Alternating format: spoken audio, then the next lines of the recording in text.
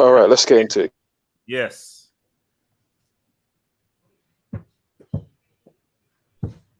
Let's get into it. Yo. Wow, that's a... de first half. En dat is de toeters op Lukaku. Didn't Barca make Ferguson? HH, we needed men to show up today. What we got was boys. I'm not praising mediocrity. You know what? I'm gonna allow this. Delta. Wait, what? Yo, hey. Yo guys, it's a kid. What's up? We're here. Osasuna, please don't crash. Osasuna, please don't crash. Put your eyes on the freaking road, man. Thank you, bro. So, guys, we're here for the Saturday Hangouts here, and we're trying to give you that content. You know, the season, the football season is sort of over, but we're trying to give you that quality football content to buy the time through, whether you're doing exams, whether you're doing whatever, whether you're even selling cocaine or drugs. Don't do drugs. We're here to give you that real content crack. So let me just tell you what's going to be on the show coming up, man. So we're going to be talking about La Liga against EPL. I got a text for my views, and I want us to have a nice, good, wholesome view on this whole topic. Mourinho at PSG. Is it going to work? How likely could this happen? And could this be the hiring that gives PSG that UCL? Or will it be impossible to get under Mbappe? England lost it up against Hungary. Let's talk about England. What are England's real chances for the World Cup? And why are they, according to the bookies, second favorites ahead of Argentina to win the World Cup? Why do they keep on becoming favorites to win the World Cup when they only have one trophy, and that was in 1966, home nation tax? We're also going to be talking about Lewandowski as to where he could potentially go. Is the ski still that good, and where would be the right place for him to go to, if not a Barcelona, or do you think he stays at Bayern Munich? We may touch upon Germany's chances as well as to what they could do in the World Cup, and Barcelona, finance of Barcelona, and maybe look at the whole PK thing, man. So remember, guys, please like the vid, subscribe if you're new, and also as well, if there's anything you want to suggest or so forth, feel free to use the super chats. We call them dubs here. Send in the super chats. Those donations help to buy these jerseys for the rafters, build up the studio, improve the equipment, and give you that quality thing, man. So, as I always say, how is everyone doing, man? Doing great. Everyone doing great, man. Delta, what's up? You're all good, bro. Yeah, let me open this puppy up real quick. What's puppy? It's like an American expression. Like you want to open something. Look, we're not saying the movie. Although I just got to finish because I watched I don't know if you've seen this movie, Oblivion, with Tom Cruise. Ooh, that was a good movie. That was no, because I've watched it many times, but I'll just watch it again, man. That's a very underrated movie. Very underrated, man. Yeah. Shout out to Mr. Labdi. I think this is your first time here. What's up, bro? Hello, can you hear me? Yes, Ibrahim, I can hear you. What's up? I think this is your first time on the Hangout. What's popping, man? Yeah, it's my first time on the Hangout. Big up to you. I'm good. Nice one, man. Shout out to your boy Bar, shout out to your boy TG, shout out to your boy Osasuna, man, who's obviously in Texas getting groceries. So guys, remember guys, this is an open Hangout, so anybody can join. Just click the link that I have posted on my Twitter page. Go to my Twitter profile, click the link. Just make sure that you have like YouTube accounts or so forth. Make sure you have a good mic and you can comment and so forth. Guys, let us just get down to the nitty-gritty here. Let's get down to the real ass nitty-gritty here. Because Mourinho.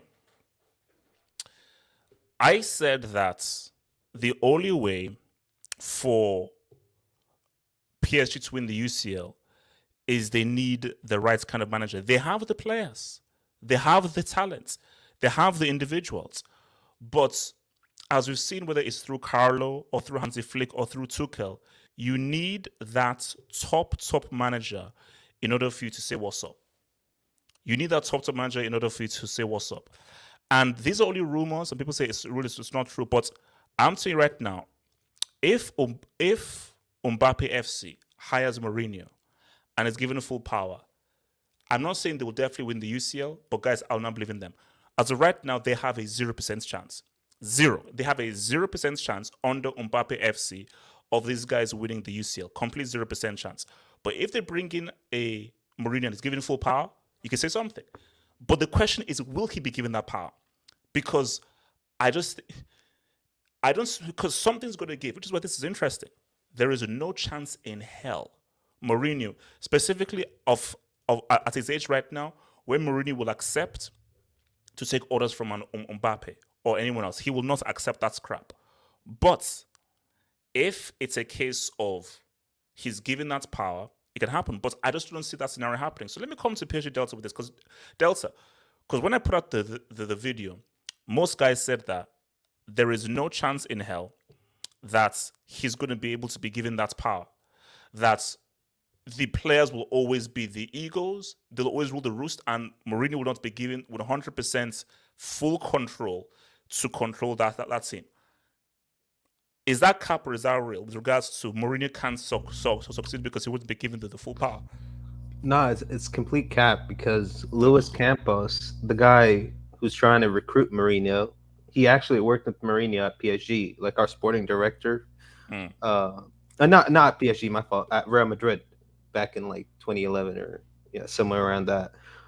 But I don't understand why people saying it wouldn't work, because I can see it working. Mourinho football is really he played some nice football at Roma, so I don't see where people were coming from. No. It's not about nice football. Do you think he'll be given the full power and the players will listen to him and he is going to be fully in charge with the way that PSG is constructed? That's the question. Yeah, I mean Mourinho ego. Everybody knows how is a big egomaniac about pretty much everything on the line. So I don't think he's going to get bullied by any player. And I mean, he obviously would be tempted to work with Mbappe, Messi, Neymar. At Roma, he's with a bunch of mediocre garbage. Whoever is in that. I mean, apart from Tammy Abraham, I don't really rate anyone from Roma. So The goalkeeper. The goalkeeper. Oh, is that Rui Patricio? Nah, man, you got to give him a yellow card for that. Really? You're gonna talk about Rio Patricio like that? He's older. He's decent. I wouldn't say he's world class, but he's decent. He is a good keeper. He's a good, like, for me. If you give it to Abraham and Rui Patricio, yes, they're only two players of note in that entire team. Patricio is a journeyman. Zaniolo is Zai. I mean, I don't call him critical. I'll say Zai. No, but see, Delta, please take away your PSG bias from this and please try and be objective. Do you truly believe that a manager can come in and have 100% control? Do you truly believe that, let's say Mbappe isn't playing well, Mourinho has the power to say, Mbappe, come off, sub you off, whether you like it or not, I want to sub you off. Do you truly believe that he has that power? Don't be biased here. Absolutely, because he's going to ask him, if you want to win the Champions League, you got to do what I got to tell you to do. And I feel like it's that Mourinho, that's what makes him a winner. And that's why he wins everything anywhere, because he does have the full control. I mean, we're talking about a guy who worked with some of the best players of all time here. Like, he's not going to get bullied by Mbappe. I mean, Mbappe, as good as he is now, he knows that Mourinho, when he comes in, he's going to have a real manager. He's not going to be too chill. It's not going to be a journeyman Pochettino. It's going to be a real all-time great in Mourinho. But I'll be honest, I mean, Mourinho would not be my first choice. Like, everybody knows Zidane would be my first choice, but I think he's going to take the French job. And, okay. Why is Zidane over Mourinho? And don't use the UCL arguments.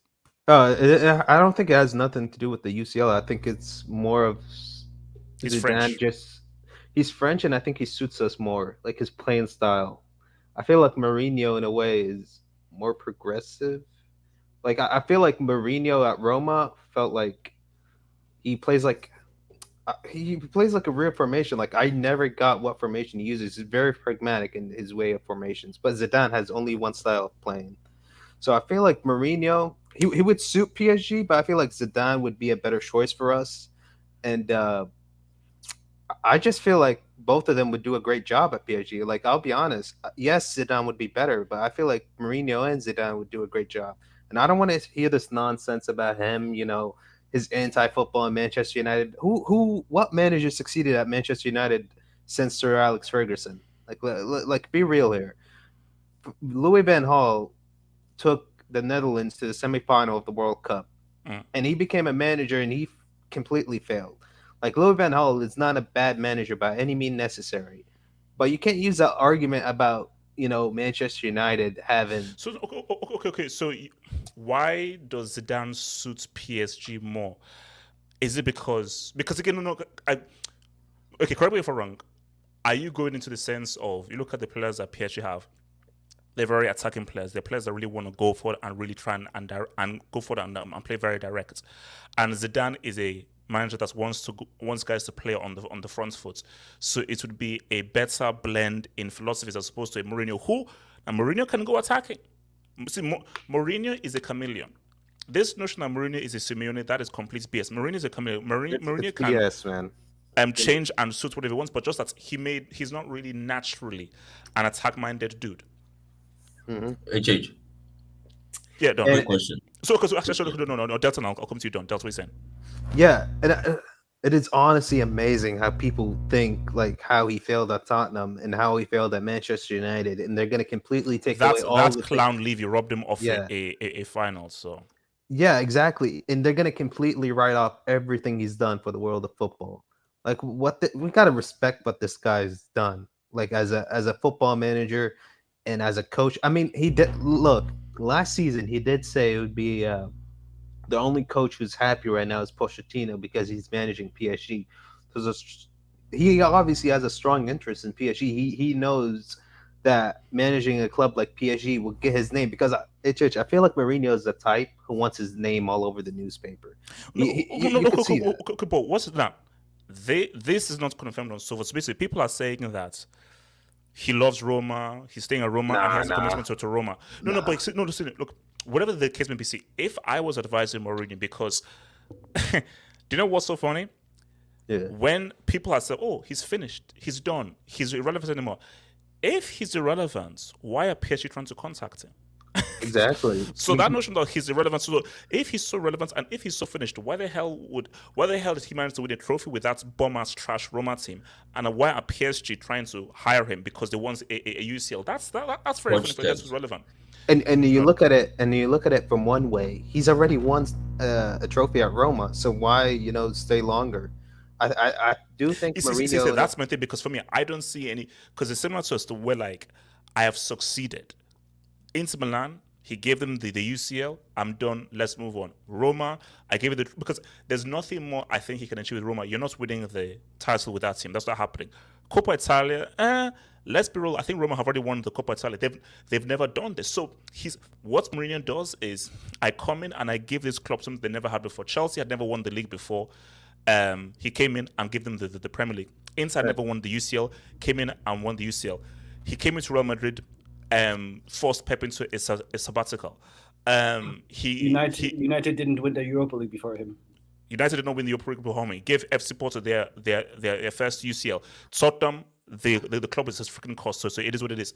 He comes into Roma. I think that's the first ever European trophy. So he's done. So I don't see any reason why if PSG come with the concrete. But Delta, here's the thing though. That's what I said in my video. There has to be conditions. It has to be.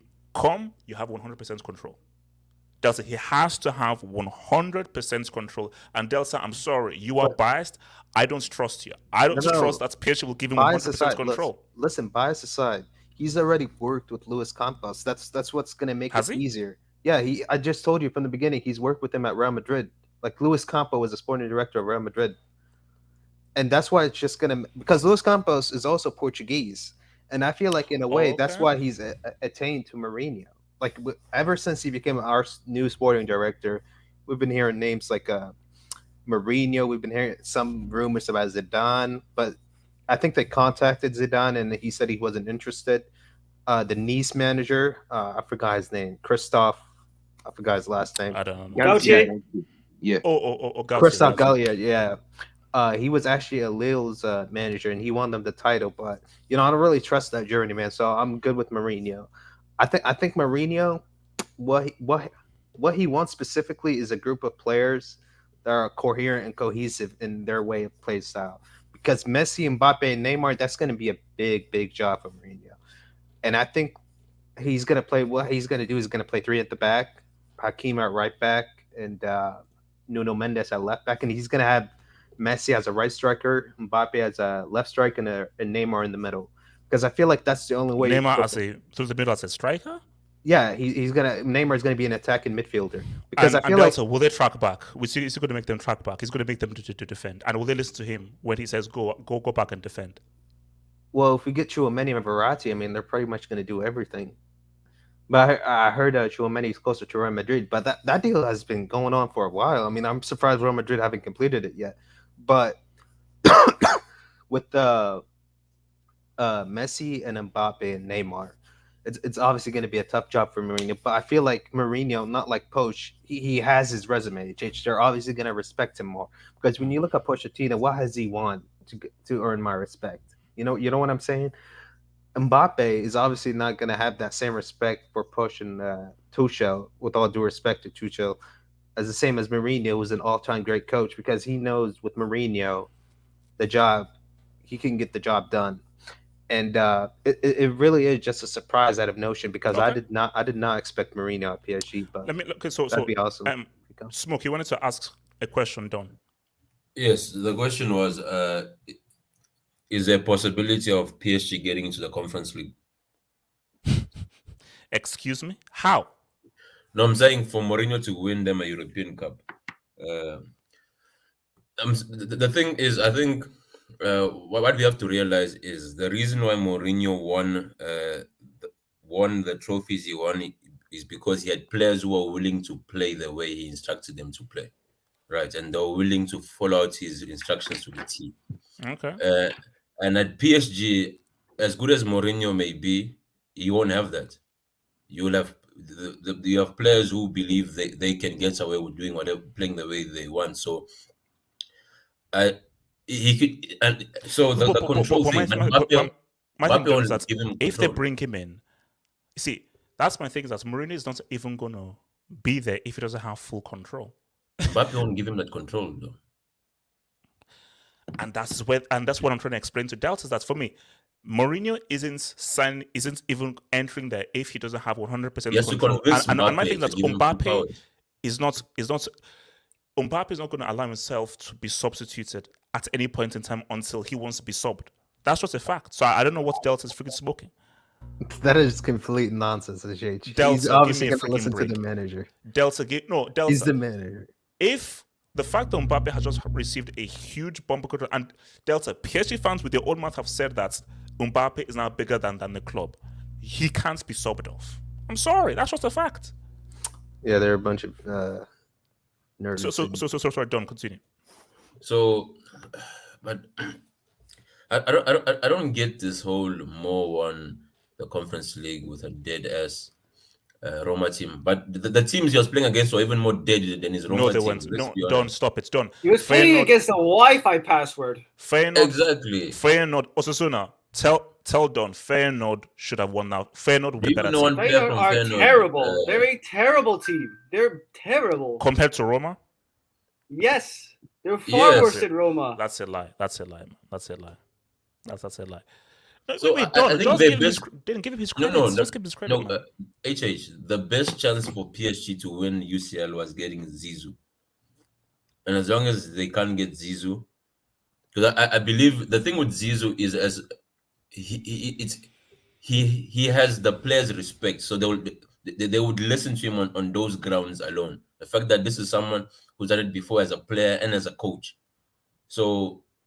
Whereby when you get these players, these big superstar egos, when you're talking to them, they're like, dude, you learned football managing, not whilst playing. So for PSG, it's Zizou or they'll continue doing whatever they're doing. So Don, you think it's Zizou and bust? Yeah, for if UCL wise, domestic, even without a coach, they'll forever. I feel that. I think I agree with the Delta and you don't. If you had a choice right now between Zidane and Mourinho, you take Zidane because there is less work that has to be done for Zidane to be successful. But I do believe that if you give Mourinho full control and you allow it to merge and tweak the team in his image, I think Mourinho has just as good of a chance, probably if not better. Can I ask you a question, HH? Yeah. Which do you think is much more easier? Getting Zizou in, who, similar to Akalo, will find a way to maximize this current squad, or bring in Mourinho and start a whole new project, which might not be successful. Because if you bring in Mo, you need to start a new project. So you say Mourinho can't work with his players? Yeah, he won't. It won't work. He will need for me, I disagree. I believe that Mourinho can make it work with his players, but obviously it would be easy to bring in Zidane. Actually, let me bring in your boy Barry. I want to come to Osasuna. So Barry, talk to me. Yeah. Mourinho to thingy. Good fits, bad fits. Will the players listen to him? Should they just go all in for Zidane? What do you say? I did watch your video a few hours ago, and I did agree on the fact that I think if Mourinho, if you give him 100% of the control, like what he has to do with the squad and everything, they'll have a chance to achieve what they always wanted, which is win the Champions League. But I don't think it will happen, because for it to happen, that means that the players and Mbappe will have to take a backseat and really listen to what Mourinho says, his instructions, everything that he wants to implement on the squad.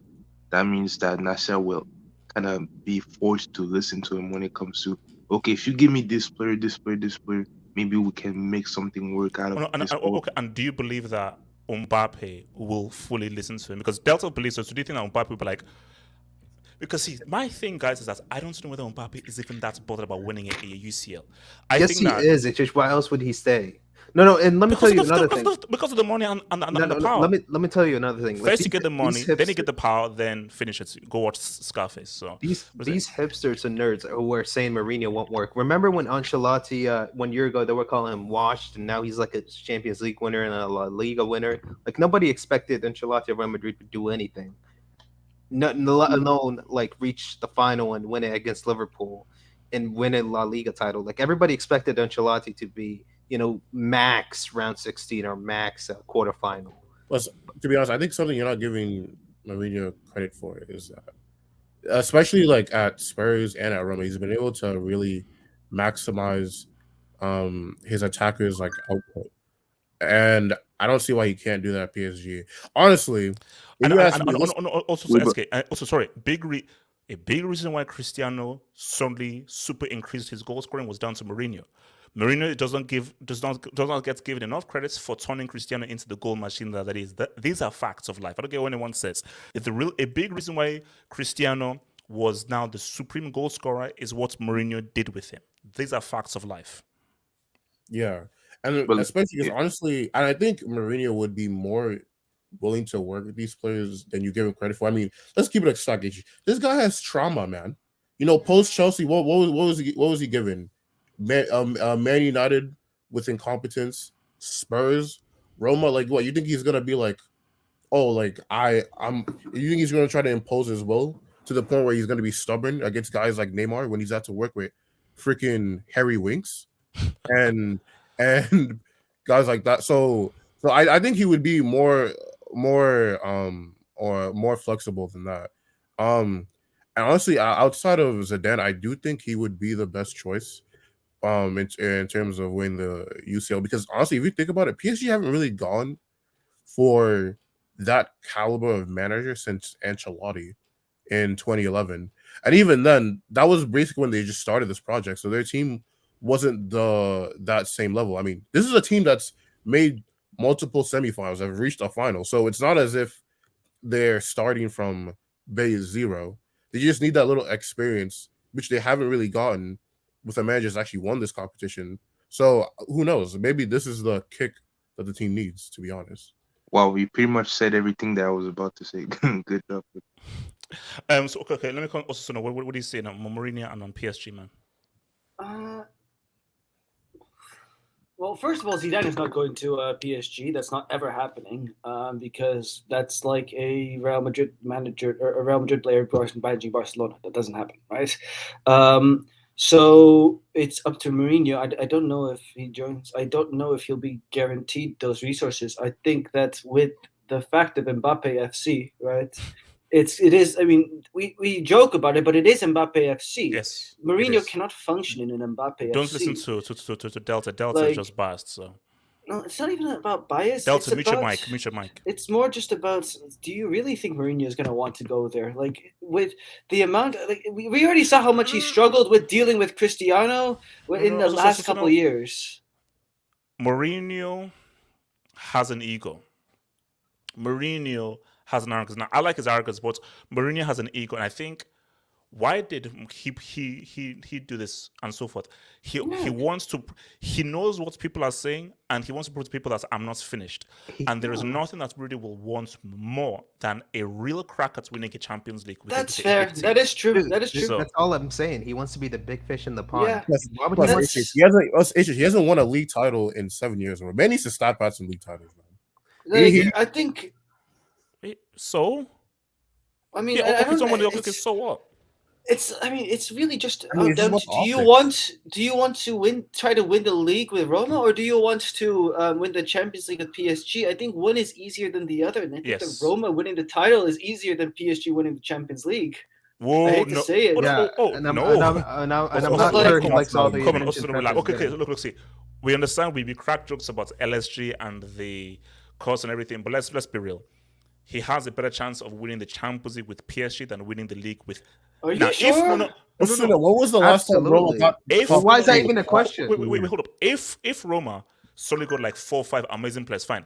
With that team, they have no chance of winning the league. No. HH, why are you even like entertaining this question? This is a ludicrous question. And let's be honest, why would he pass up the chance to manage Messi? I mean, he talked so much about Messi. He said he was like a god of football. I think he wants to like for me. I look at two situations. I look at his Ronaldo and his Pogba situation, right? Pogba is a bit like what Neymar is right now, right? And he did not deal with Pogba well. I know it's not only his fault. Well, no, but also hold up. We've already heard reports from PSG themselves that they're actually done with Neymar.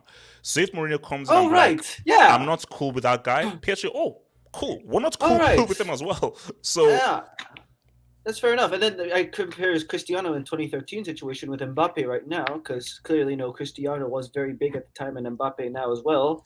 I think what happened with Cristiano is at first that he, Mourinho taught him how to be that elite goal scorer, but then in that last season, he thought he was bigger than Mourinho, and so that's where we get a problem. That's Cristiano. I mean, nobody wants a player like Cristiano in their team. That's him by himself. I mean.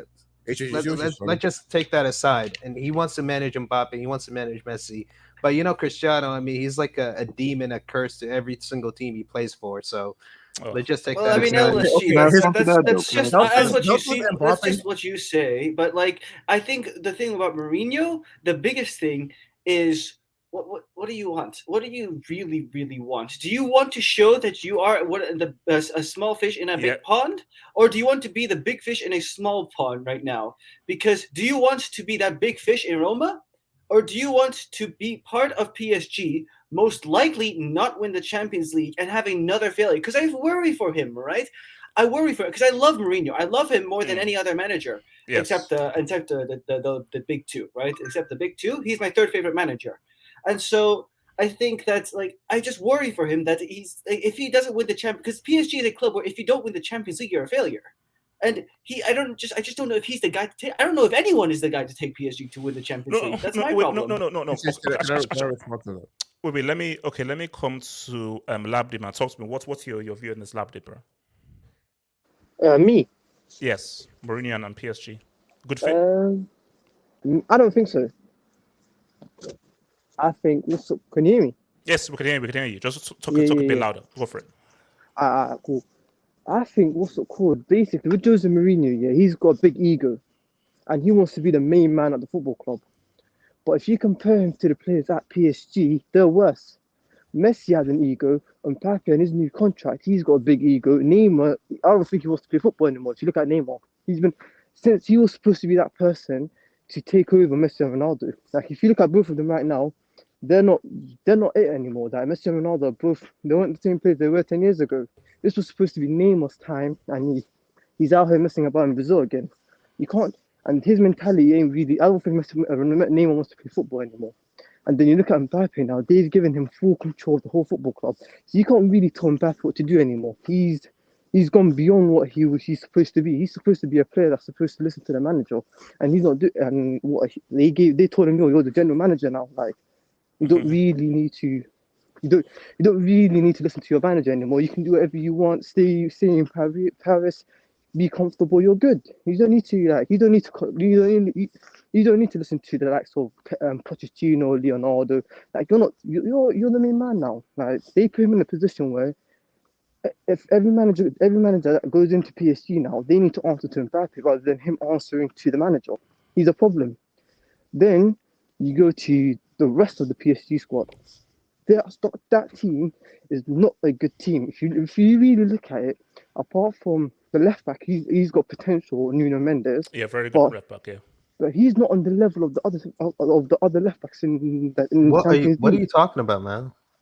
Is Nuno Mendes on the level of Alphonso Davies or Alphonso Davies? What has he done for the past? Alphonso Davies is finished. Exactly. No, let's put He's had a 2-year career. Nuno Mendes okay, is he on the level of João Cancelo? No, Mendes is really good. No, he's like 19, 20. He's pretty good. Exactly. So he needs to develop. They can't put him in that pressing situation right now. He's been by far the best left back in Liga. He's also been best in League left backs in the world. Like he is not bad at all. Like from what I've seen of that guy, you can put him at least top 3, top 4 in the position as a yeah. You can. Okay, that guy is good. But how old is he? He's 19 or is he 18? No, he's young. So he'll just get better. Wait. How old was Alphonso Davies in 2020? I think it was 19. Yeah. So wait, but to be fair, he was finished now. Look at who. I'm saying Davies in 2020. So him saying, he's in 19. Like, what does this guy really is finished at 20 and 21? Yeah, but look at who Alphonso Davies. Yeah, but look at who Alphonso Davies had around him. He had Muller, he had Kimmich, he had all these great players around him. What's wrong with Marco? Marquinhos is good. There's the individual next to him that's bad. The thingy, Kipembe. I don't rate Kipembe. Yeah, I'll agree with you on that, man. He's not good. Kipembe is a scrub. He's not good. Come on, I agree with you with that, man. Then you got Hakimi. Yeah, he's horrible. I love Kipembe. Wait, relax. Hakimi's good. Hakimi's good. I thought he was horrible. You just said he's horrible. No, I said Kipembe is horrible. Oh, okay. Look. Let me bring in your boy. So Blake Hernandez, what's your view on this, man? Mourinho to PSG. Yeah, I don't think it's a good fit because of PSG's structure as a club. Like, look at the Mbappe incident now; they're turned into Mbappe FC. Like, will Jose Mourinho get his resources and get what he wants?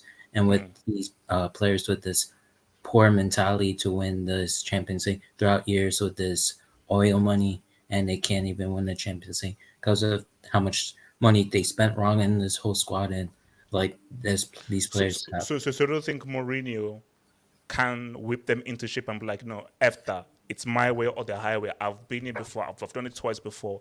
And if you follow my read, we say what. So you don't think Mourinho can whip these guys into shape?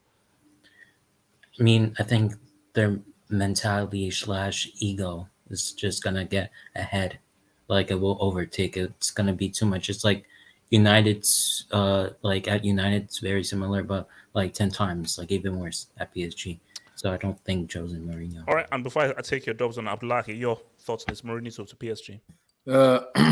Okay, for me, why you guys people doing this show? Good afternoon, good morning, good evening, whatever you guys are. So, this is my problem with Mbappe FC now. You have Neymar, who has ego. You have Mbappe, who is the vice president, the senate president, the president, the chairman, the CEO. He's the main man of the team. And you have Lionel Messi. For people who say Mourinho is finished, Mourinho isn't that finished. But the problem is you have an egos in that team, in which if Mourinho has to come in, you see those egos have to like either be disciplined or bow down their head for them to be successful. Mourinho will be given fund to spend money. That's not an issue. But you see the player, this three player I just mentioned now, have to be very, very disciplined to play with Jose. And we know how Jose wants to play. If you don't listen to Jose, you remain on the bench. And if Kylian Mbappe and Co are believing that they are the biggest club they are the biggest players in that team, Jose will put them on the bench. And that depends on Khalifi and the PSG hierarchy that once if Jose make those decisions, are they going to stick with Jose or they tweak it, Mr. Chairman CEO Mbappe FC. That is where the problem is, because if I say studying Mbappe, you're not working about that way. I'm not doing what I want. You're gonna be on the bench. How would the PSG fans and the hierarchy react?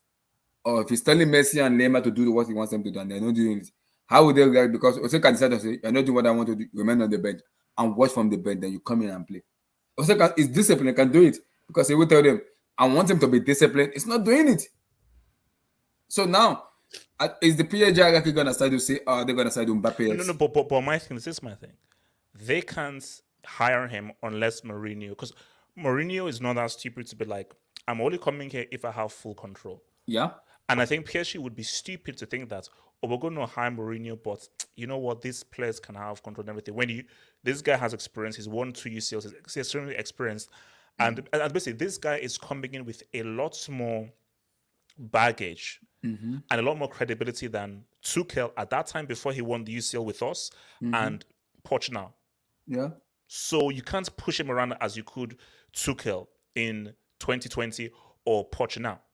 So But here's the thing, like the sporting director, they have a both great relationship with one another. So it's not going to be a clash with Leonardo and Tuchel or Leonardo with Pochettino, because that was the big if and buts in PSG.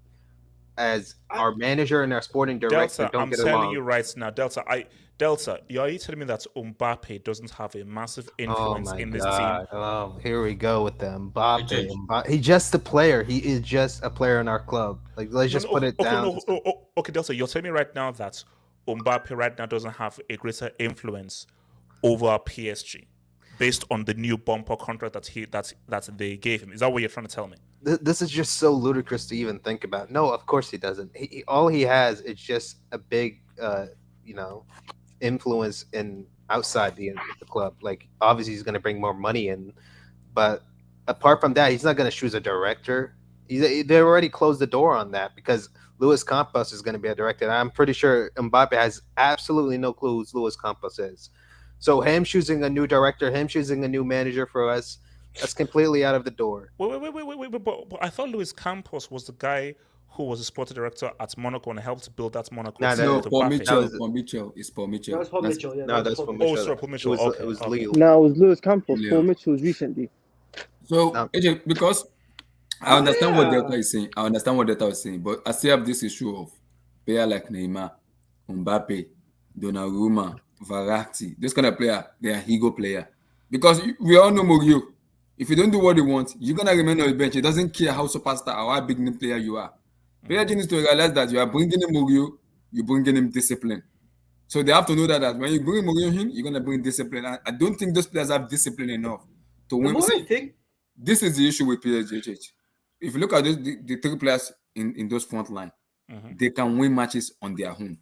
Yes. On their own, on their day. But they need a system. But they need a system. But they need a disciplined manager in Ose that will make them do what they want. See, if they play Ose, like if Ose comes to PSG and tell them do this and they are doing, I can tell you, they will go find the UCL. And there will be more. There will be more discipline in that team. Here's the arguments. Again, look, when we look at all the arguments, because I still don't think that this is going to happen or it's going to work. But my argument is, if when Neymar, Messi look at Poch, they're like, who are you? You've never won a major trophy. The only UCL final you went to, you predicted by playing that human trick against Lucas Moura. Who are you? In 2020, Tuchel, okay, you did some stuff at Dortmund, didn't really achieve that much there. What have you done in Europe? Who are you? So it was hard for Neymar or Mbappe to respect either Tuchel or Poch. Mourinho is coming in where I have won a treble. I have won the UCL twice with two different teams. I have managed Real Madrid. So I am coming in with a lot more respectability than, because it is very difficult for Mbappe and to take Poch seriously because they're like, who are you? Trust me, these things back to where it's like, yeah. I'm saying at the same time, though, this isn't Mourinho at the peak of his powers. Because it doesn't matter. It does matter. No. But done. Even in 2014, okay, right now, who has more respect, Mourinho or Poch? If it's Poch, man, then whoever you're gonna put him against, I'm sure will get more respect. No. But done. That's what we're dealing with. Who's has more respect, Mourinho or 2020 Tuchel before he won the UCL with Chelsea? Till now, I don't think Tuchel has much respect. So I'll say Mourinho. Yeah. So my thing is, even if he did those things 5, 6, 7, 8 years ago, compared 10. to Poch and Tuchel, he has more respect. So when he comes in, Mbappe and Thingy will respect them more because Mbappe said, Tuchel in 2020, who are you? Poch, who the hell are you? Why should we listen to you? What the hell? You are know, you know and it. also, which is wrong, but it's just the reality. That's how superstars work. Because really, what should happen is it doesn't matter who the manager is, you listen to them whatsoever. But that's fantasy land. Reality is superstars look to the manager and say, "What have you done?" And their respect towards you is based on what you've done in the game. You know it, Chase. On a quick side note, can you imagine an all or nothing with Mourinho at PSG? Oh, that'd be amazing. But the thing though, HH, like players also look at recency bias in a stand of, okay, you were this great guy, but now you're a dinosaur. In the last 5 years, what have you won? And you can't talk about that Conference Cup to players. I don't think he'll see it like that because Ancelotti was like no. The difference, the thing with Ancelotti is that old school manager type of coach, whereby he's like, he puts the platform for the guys. Because even if you hear Tony Kroos and whatnot, he explained that. What the heck? I don't know who that is. Tony Kroos and all the senior players were saying that Ancelotti was actually asking them for their inputs for the subs and what during that run, the run which they beat everyone. I don't see Mourinho asking players for the input. I don't see Mourinho. Hence, I'm saying Ancelotti is a different kind of manager, a breed whereby. Have you not seen what Tammy Abraham was doing at Roma with Mourinho? Man, that's Serie text, man. When it comes to goals and please, we saw the Lukaku.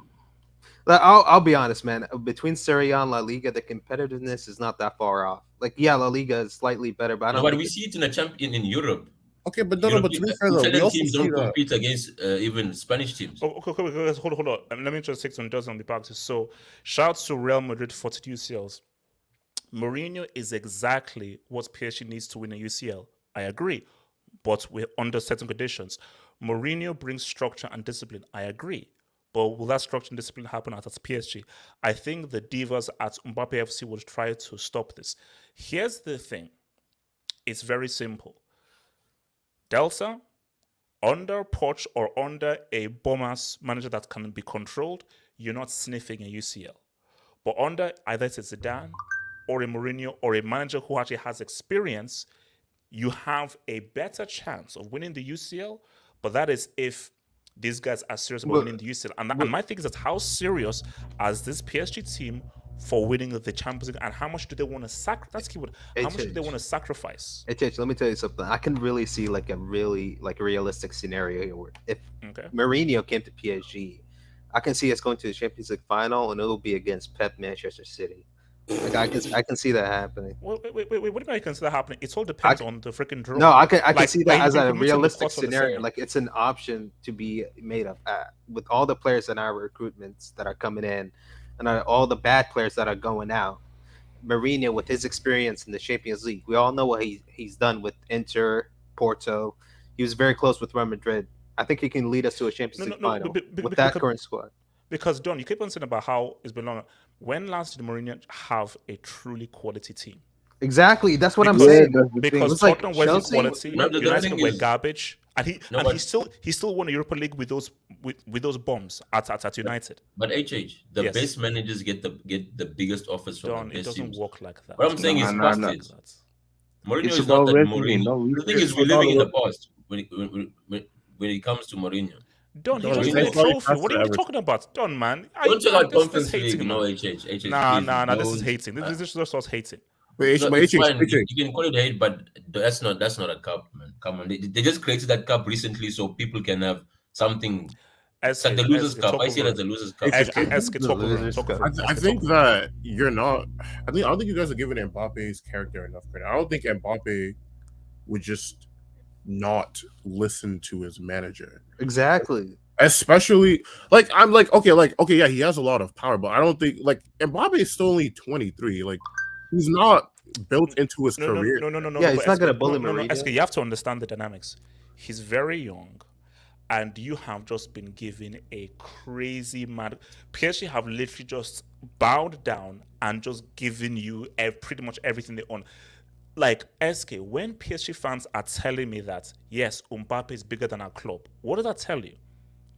When PSG fans are saying that yes, Mbappe is bigger than our club, what?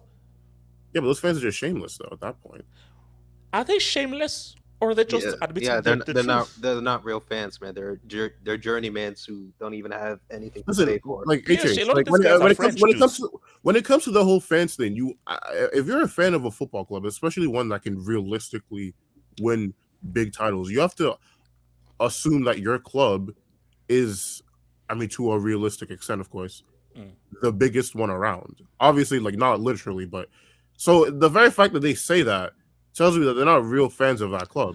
Let me make this. So from Abrit's Fair, thank you for the talk. PSG should have never been in the final to begin with in 2020. What? If Atlanta didn't concede 2 goals in less than 2 minutes, Zidane and Mood need to see for me. I don't Get like that trash out of here, man. Get that trash out. No, they made it so. They made it. What is this They deserve garbage? to be in the final because Atalanta conceded 2 goals in less than 2 minutes. And rather than saying that, why did Atlanta concede 2 goals in less than 2 minutes, give PSG credit for scoring wait, Real those Madrid goals. doesn't deserve to be in the final now? Yeah, come on. Again, reasoning? that's what was. So for me, that makes no sense. And yeah, I agree with the last one. Zidane and Mood, they need total control. Go eat your Cheetos in your mom's couch, bro. Get out of here. Man, what's your obsession with Cheetos, man? Abrit's Fair. Luis Campos to PSG is a good move, though. He was responsible for building the teams of Monaco and Lille. He will actually sign players that they need. Yeah, basically, I mean, first good take. I want to see what the recruitment is like for PSG, because it's like, see, it's not about a bunch of individuals or having team. I truly believe this is my thing. I truly believe that they should move Neymar, because after the World Cup, Neymar is going to be checked out. First of all, that's first half of the season, Neymar will not be fully clued in because he'll be trying to protect himself for the World Cup. I think that after that World Cup, whatever happens at the World Cup, Neymar is going to pretty much be checked out.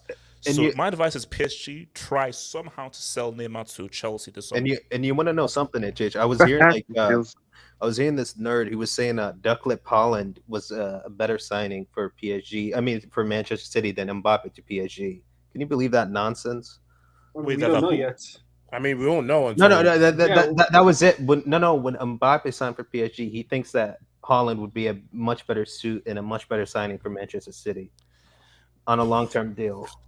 But who knows? Who knows? Okay, Zoteng TV, thank you for the dub. Mo won a European trophy with Porto, Inter, Man United, Roma. He won Chelsea Premier League, La Liga with Real Madrid. He is the CR7 of managers. He can literally win a trophy on Mars, except for Tottenham, because Tottenham is crossed. CR Kelly. And he's horrible at Super Leagues. He's horrible in Super Leagues. Look, Super Leagues don't count. But that's a key dub. Madrid 42 UCLs. Mbappe was angry at Tuchel for being substituted, and Tuchel, an eventual UCL winner, was sacked. Mu needs full control, 100%. Yeah, that's not why he was sacked, though.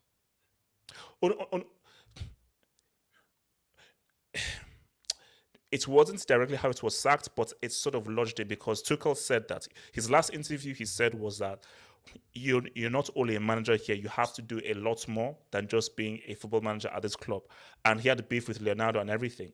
So I think that's thing of being angry. It was a microcosm of a larger issue, which is that you have to really pamper these egos and really work on your relationships with a lot of different individuals rather than just focus fully on football. You can't focus fully on football at PSG. Maybe that's I will come back on that by saying outside of the front three, I don't really think the whole ego thing outside of the front three works for the entire squad though.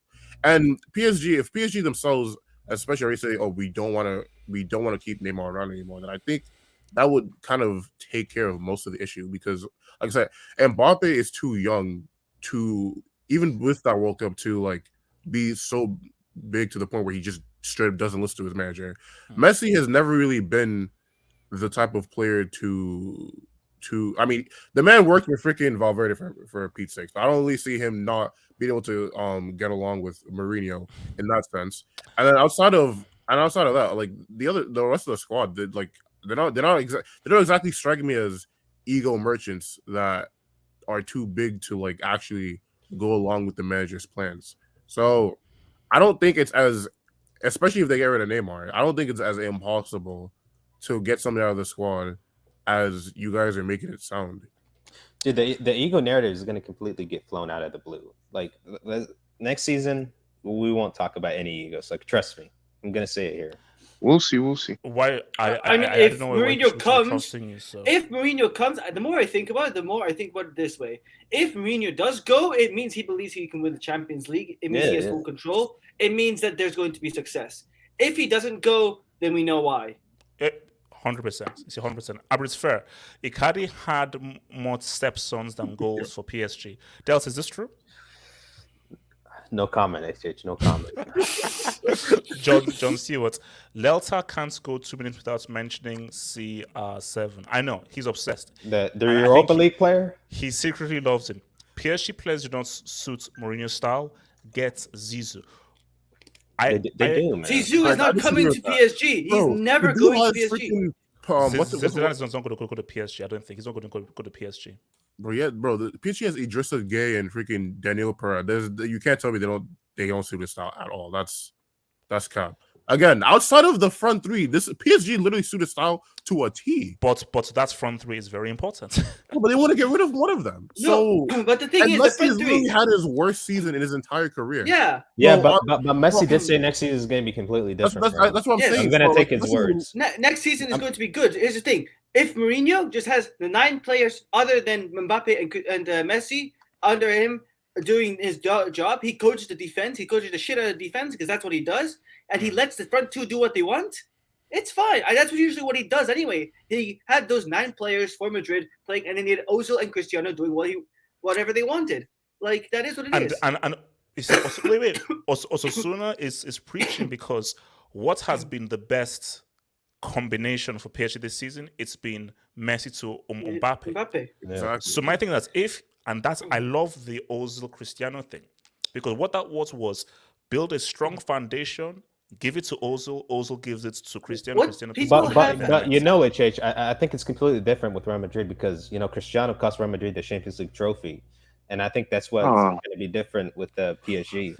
What does this have to do with anything? We're not talking about whether.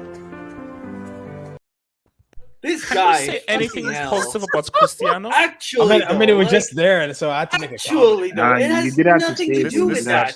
Come on. What are you talking about? Wait, hold on. We were talking about Cristiano and Ozil and Messi and Mbappe. Yeah. So I had to make a comment about Cristiano and Ozil and how that didn't work. But my hands, that wasn't the place for you to make a negative comment. The whole point was, don't Real Madrid still have the record for most goals in La Liga?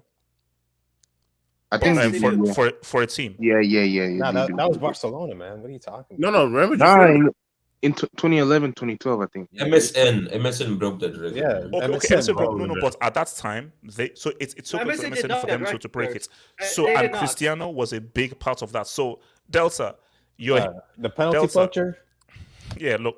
See, you did have to say that, man. When Ronaldo was that freaking dude, you can't keep hating on that. It makes no sense. Shout out to AR. Vegas, AR okay, Delta, shut up. AR on a free transfer to Madrid. Would Jujuman back Mourinho at PSG? Well, it depends on how good Mourinho does.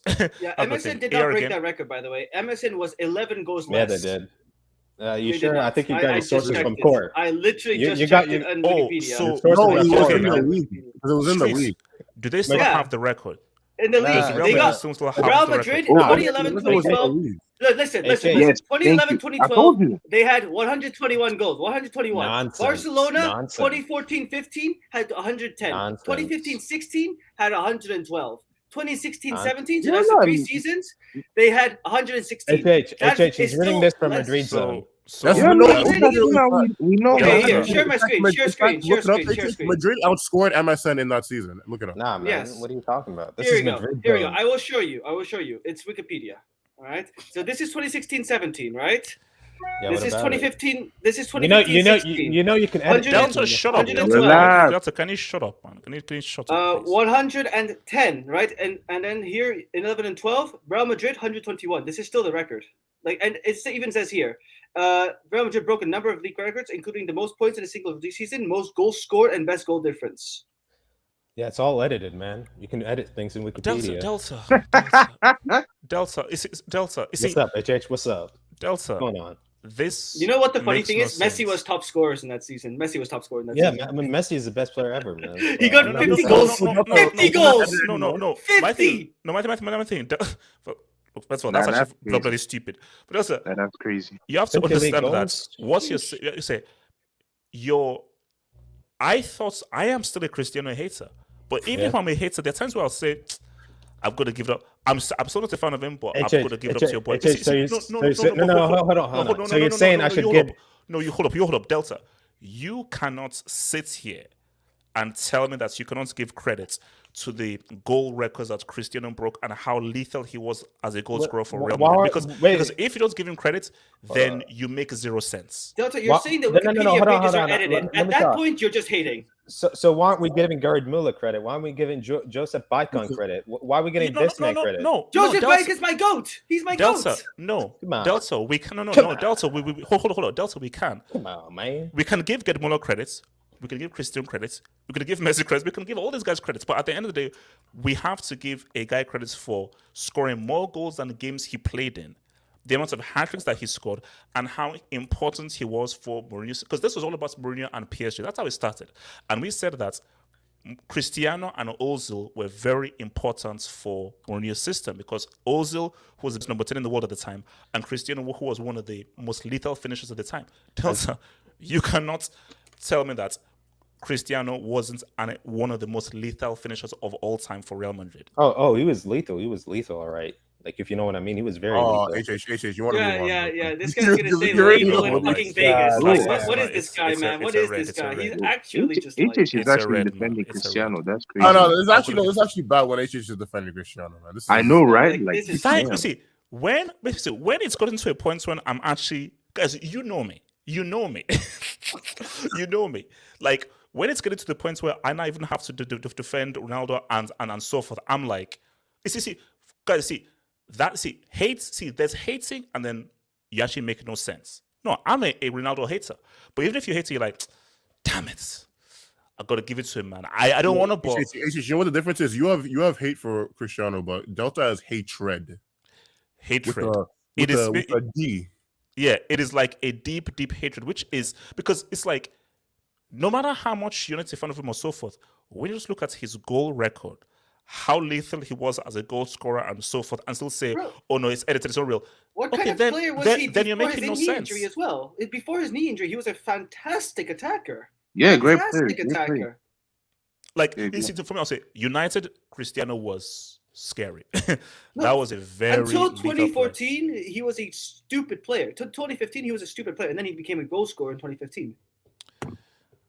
Okay, wait, let me hear this. So from so here we go. AR. Oh, here he is. Mourinho at LSG would mean that we'll have to take them seriously. Just imagine Mourinho with those Qatari funds. Now, I'm glad that you're here. Are you the Arsenal fan originally? And then he disappeared. Oh no!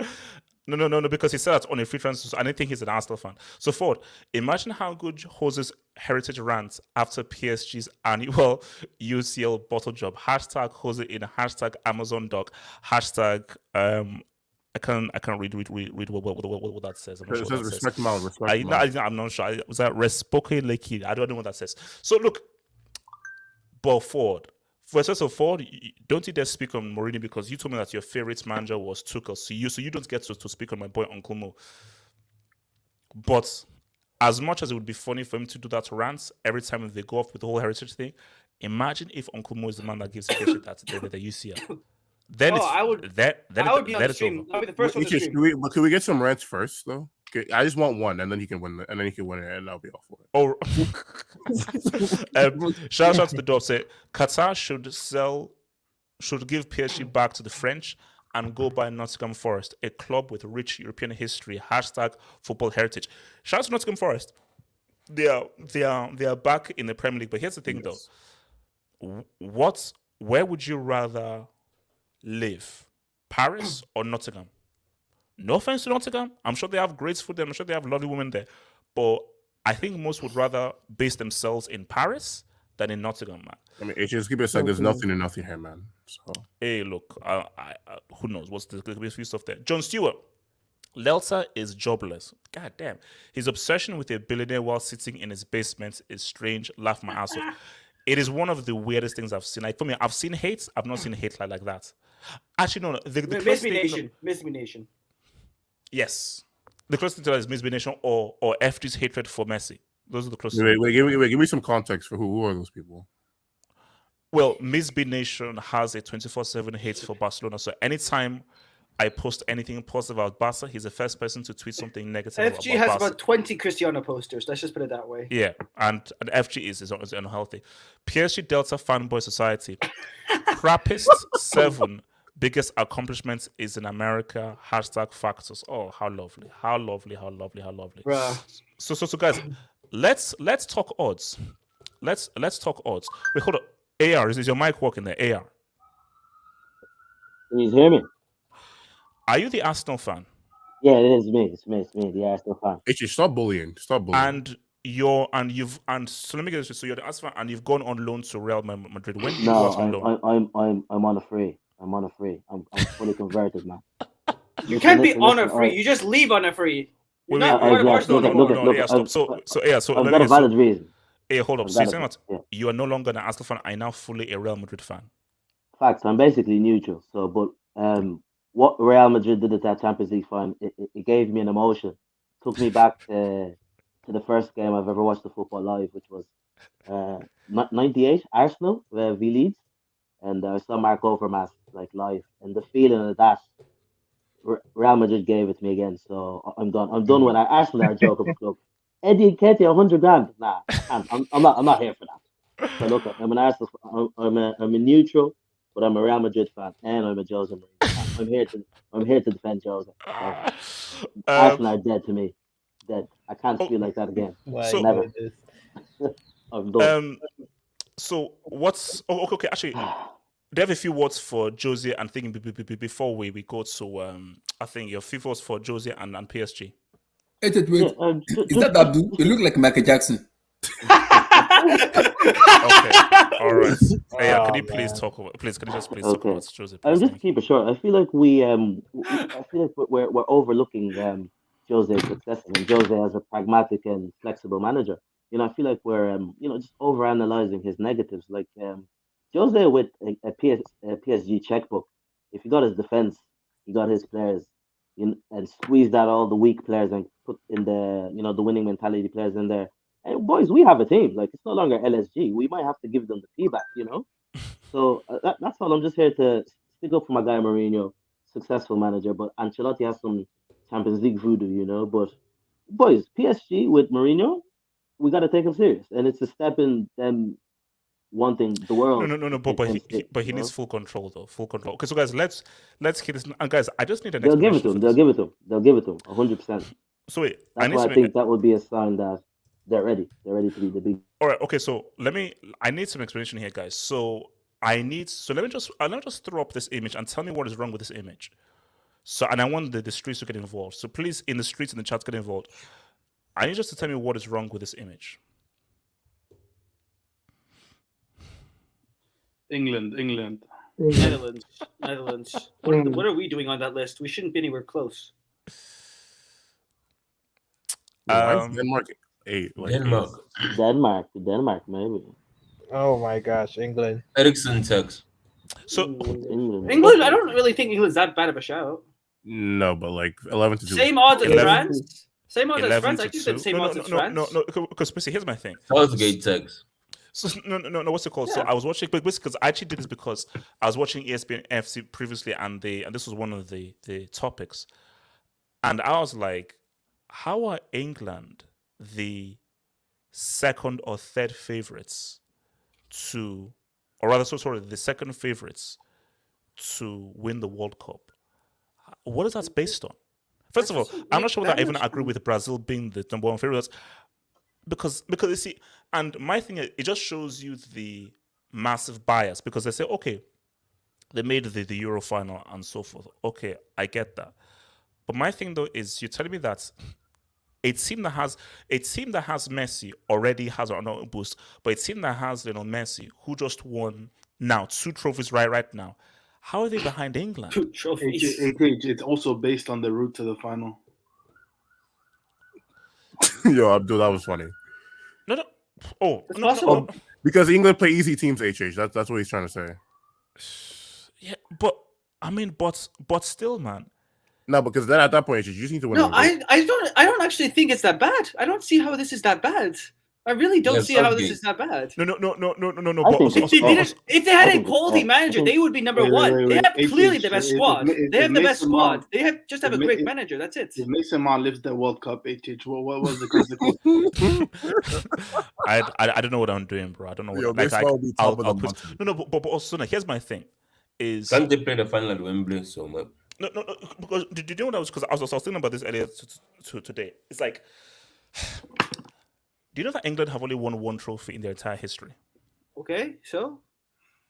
That means something. No, for me, heritage means something. Yes, so it does mean something, but that would mean that I would actually put England higher. England has one of the best squads in the world right now. If I don't understand what's with... What do you mean, who cares? It's their squad. No, but what? That is why... Name me another international team that has another brilliant squad and a brick manager. It's all of them. All of them have... They don't have they only have 1 World Cup. Like. So now, this is the mistake that you're making, though. The mistake that you're making is, we've seen it so many times. Oh, look at all the... First of all, how good are those players really?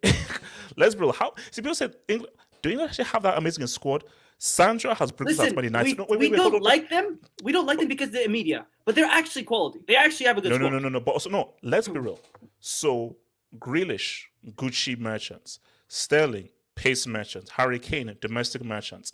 Mason Mount, trash. Sancho, United have pretty much ruined him. Harry Maguire, he's a fridge. Rashford.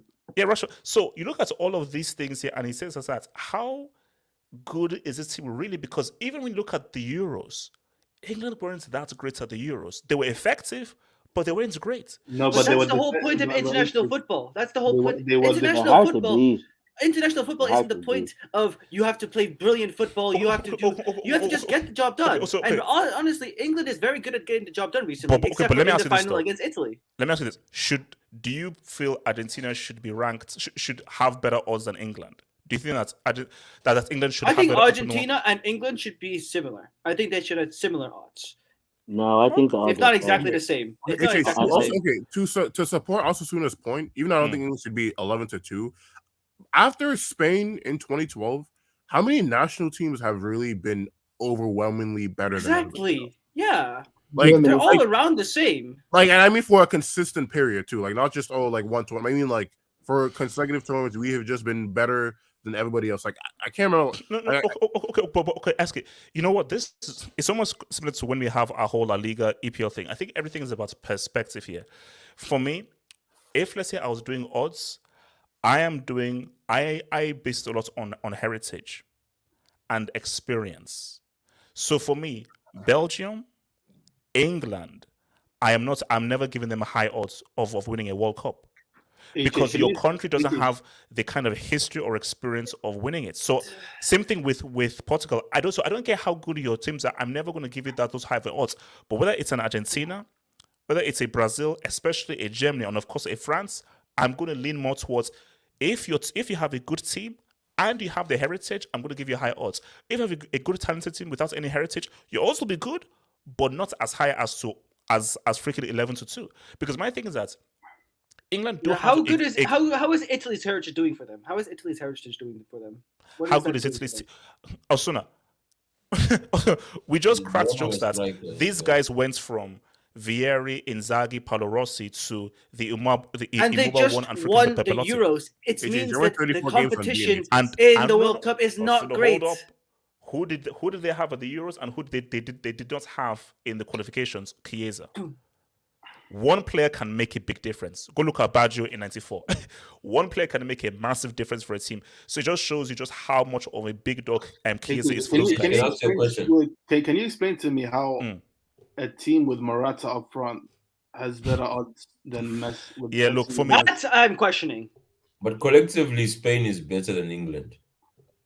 No, I'm talking about Okay, Argentina. I watched in the Euros. I Not watched even. Spain versus Italy, and Spain should have won that game. Spain Yes. should have been in the final. Yes, Actually, Spain should have won. I mean, It's they set difficult. the tempo better, but I The don't really simple think. question, HH, Yeah, is it's really if difficult. Argentina plays England in a one-off game in the final, who wins?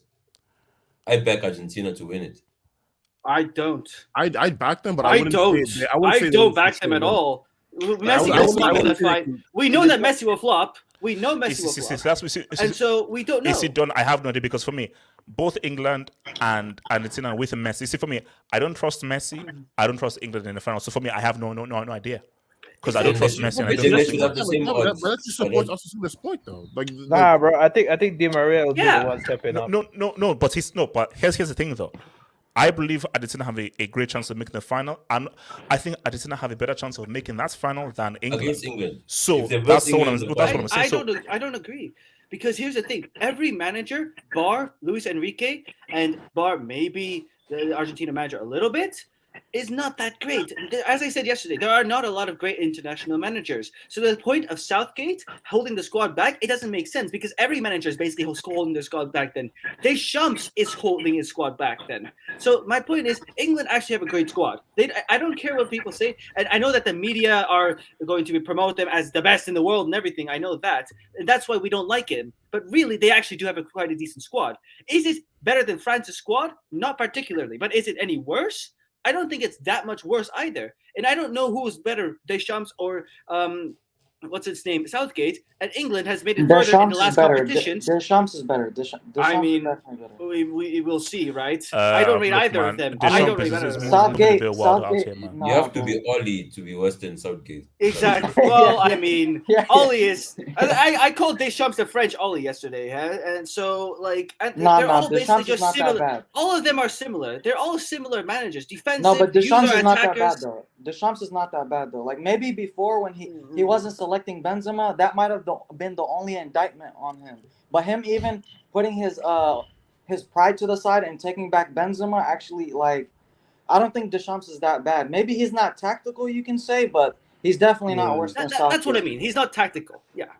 Yeah, Wait. I mean, so just generally, what are we saying about England's chances for the World Cup? So also, do you feel that they have a strong chance to win the World Cup? I think they have a great chance at this World Cup. I think that they should be one of the favorites. It's them, Brazil, Argentina, and Spain. Those four. Don't you think though that the last two competitions they've kind of been fugazi because look at their run to the final in the World Cup and look at their run to the. It's about getting it. It's about getting there. It's not about who you face. But I'm saying. No, but he has a point though. He has a point. Who did they beat other than a washed-up Germany side to get to that final? Bro? Exactly. I mean, yeah, it's fair. Also, I mean, look at it this way. You expect England to win their group, and again, I saw it. So I'm going to put up my World Cup predictor video tomorrow.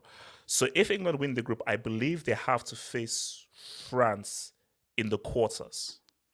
I think they have to face France. So basically, if they That's win, a 50-50. So That's an 80-20. Look, I mean. Yeah, France has to lose that game more than England. Because yeah. I can see England. France, I don't trust France, bro. France can lose that game. France can lose that game for themselves. They can, but it's unlikely. I think England effort more than France. No. So here's the thing. See, for me, I think that look, in a tournament football, I think you're right. It's about being effective, and I think that Southgate, England are not entertaining. They're not exciting to watch, but they're very effective, and they know how to get the job done. What happened against Hungary today, then? What happened against Hungary? What happened against Hungary? Hungary, they Nations were League. Man's tax. No. But see, no. My thing though is like for me, I feel that again, there are similarities with Deschamps. France was not entertaining. Apart from the Argentina game, France were just very functional throughout that whole World Cup. But you can see similarities in Deschamps and Southgate in terms of pragmatic effectiveness rather than just being this explosive, entertaining team. But do England have a 2018 Griezmann, a 2018 Mbappe, a 2018 Pogba, and so forth? I'm not sure that they not particularly. They have a 2022 Rashford. I would say most of the national and Scamcho. Okay, so what's what? SK, what are you saying about England? I'm saying I would also say that most of the national teams since 2018 have either stagnated or gotten worse, in my opinion. Only Spain has improved. So, and honestly, I would say England I has say have also stagnated. improved. I don't think they've gotten worse. So I don't think they would necessarily even need that either. But see, for me, I think, look, I don't agree with Brazil being the favorites. I don't know where they get that from. Like, I know That's heritage. Actually, that's heritage. No, see, and that's my thing though. It's heritage, and with heritage, they should definitely be one of the top. But I don't think them being the Actually, top. can I ask you a question? Like before the 7-1, who was the favorite to win that game? Oof. It was 50-50. It was 50-50. I mean, because 50-50, and they got touched 7-1. Yeah. I don't think so, but Neymar was was out, right? I have Neymar. Put it this way: Neymar was out. when it was confirmed that Neymar wasn't going to play, Germany were favorites to win. But we're like Brazil with the home crowd and so forth. What could they do? But Neymar being injured, Germany just had slight And edge. Thiago was Thiago Silva was injured. Yeah, Silva was suspended. Yeah. Yeah, Silva. Yeah, exactly. Fred and Joe. Was it Fred and Joe? Fred and Joe, boys. And Oscar. No, but because what I don't understand is, and this is what England always do, and I can say this from somebody who has lived in England and everything. Every time England go into this World Cup, there's this expectation of them to win it, and they're their favorites, and so. And this is why I think this is harmful for England. The best chance for England to win this World Cup is to come in humble and in as underdogs. But if they come in this whole bravado, we made the Euro finals, we're here, we have one of the best teams in the world, one of the best strikers in the world, they don't do well when they're favorites. If they're underdogs and so forth, that's the best thing to do. Because what I don't understand is that this is a nation who has only won one trophy in their entire history. Think about it. They've only won one trophy in their entire history. And that's home nation tax, 66, which I think could have been cheating. So I just don't think that England can come with the same confidence of winning a World Cup to the same degree as a Brazil, a Germany, a France, and Argentina, who have history of winning this competition multiple times. Because see, for me, when you win it once, twice and more, that's when you're now a nation to be taken seriously. Which is why, for me, no matter how Portugal, I just have a very strange feeling. Portugal shouldn't even really be. No, Portugal, you're jinxing. That's a jinx.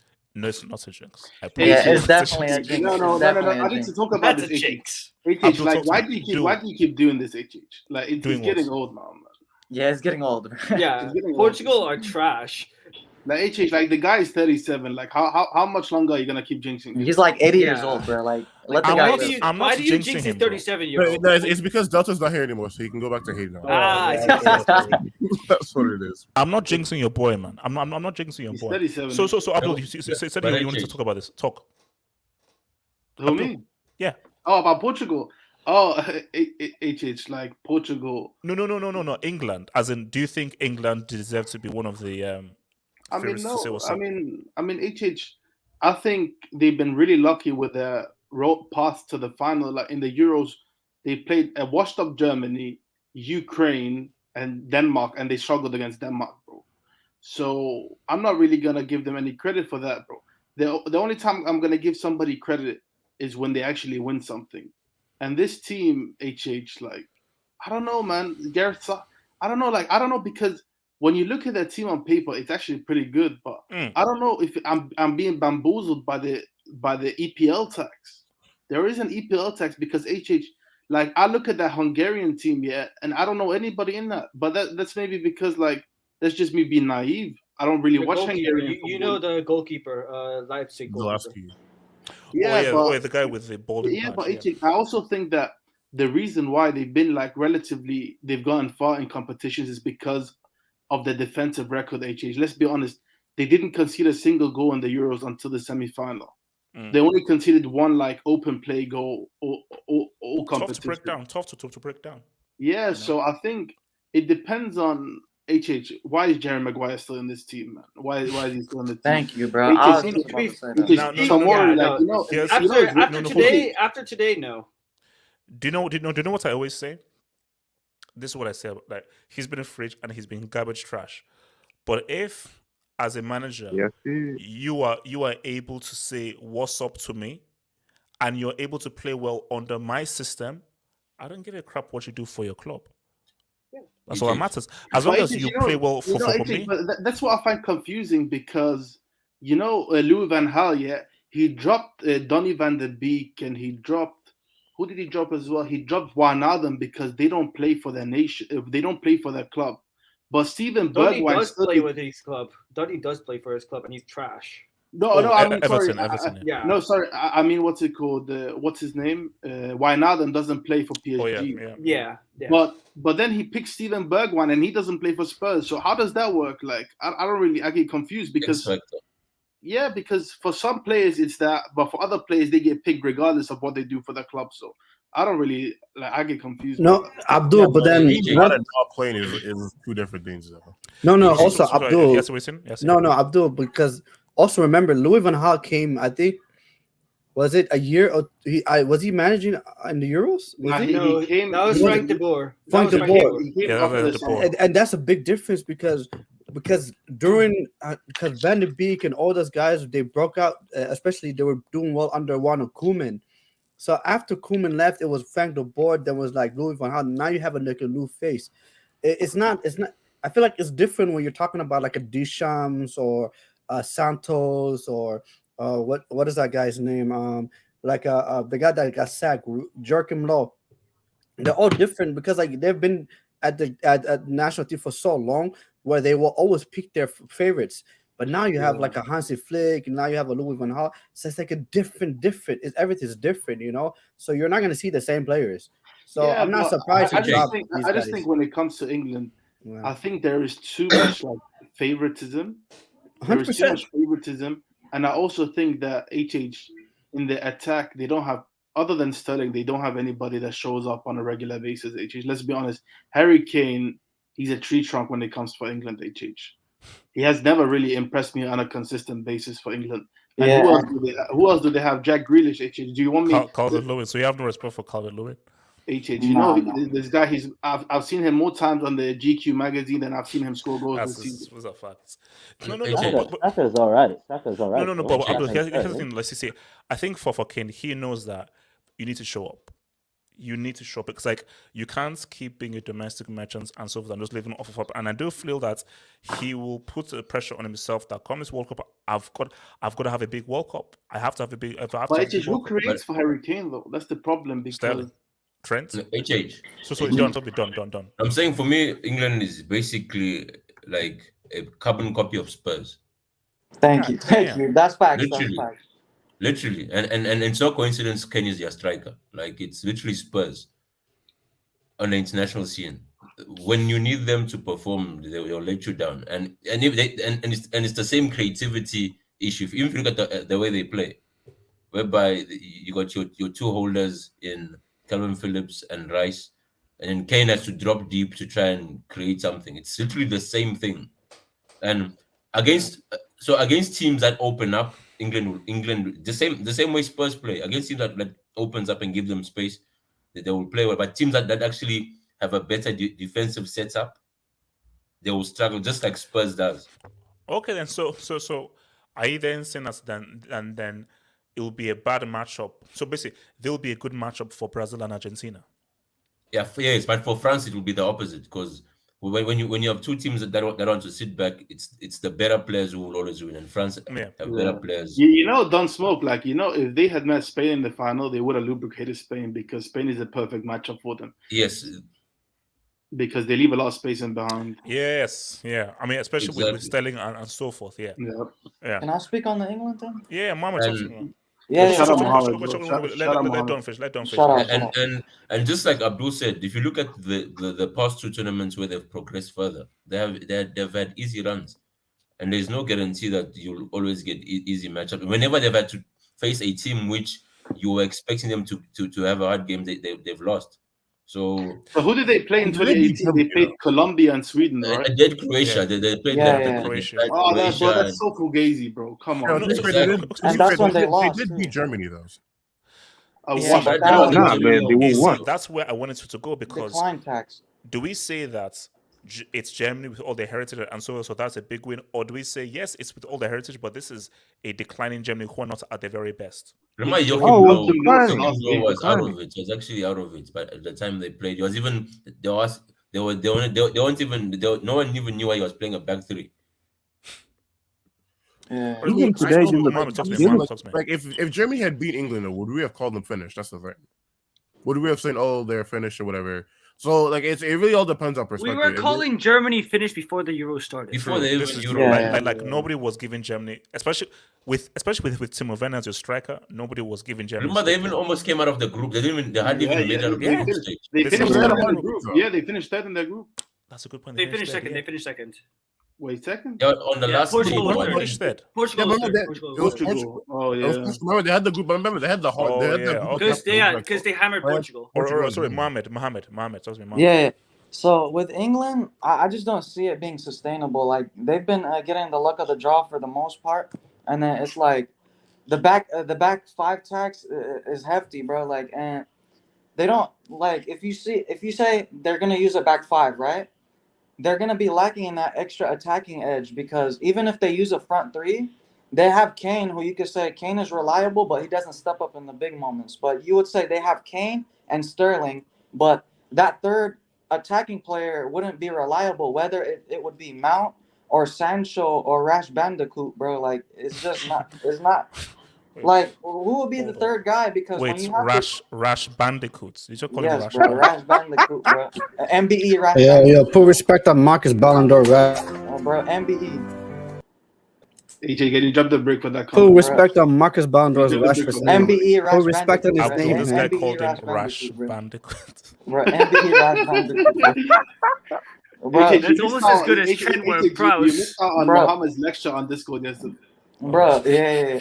Nah, but it's peak because, bro, even when you deep it, bro, you know Sancho, you know how I knew it went downhill for Sancho, bro? As soon as he signed that United contract, what's the thing that happens the next day? He gets subbed on to miss a penalty in the Euros final, bro. Like, it's crazy. Like, what kind of a coincidence is that he signs the contract with United and the literal following day, he misses a penalty, bro? Wait, but hold on. Streets are saying that why are we forgetting about Saka? Could Saka be? I don't know. Saka. I feel like that Saka thing. I don't know, man. The guy took off his shirt and he wasn't even involved in the goal, bro. Like in that one in the Euros and whatnot. I'm not sure, bro. I'm not sure if I'm sold on Saka, bro. If I'm gonna be honest, because he's good, bro. He's good. Yeah, he's good. He's good, but I don't know. Like in terms of like, let's say in a Euro, like if they reach a final or something, that's what I'm saying. Like you could rely on Sterling even if he's hot and cold. But he's experienced, so he could turn up maybe, like potentially, right?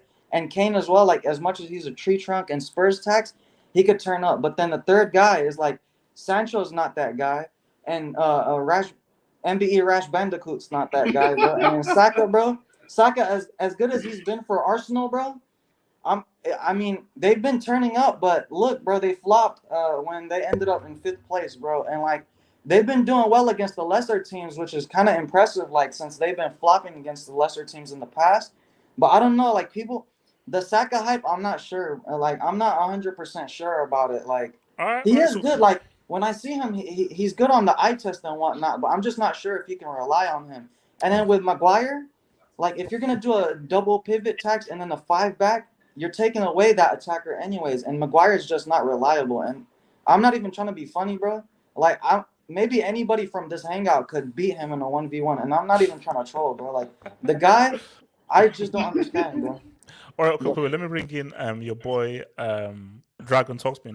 Yo, man, what's going on, man? So, England's chances for the World Cup.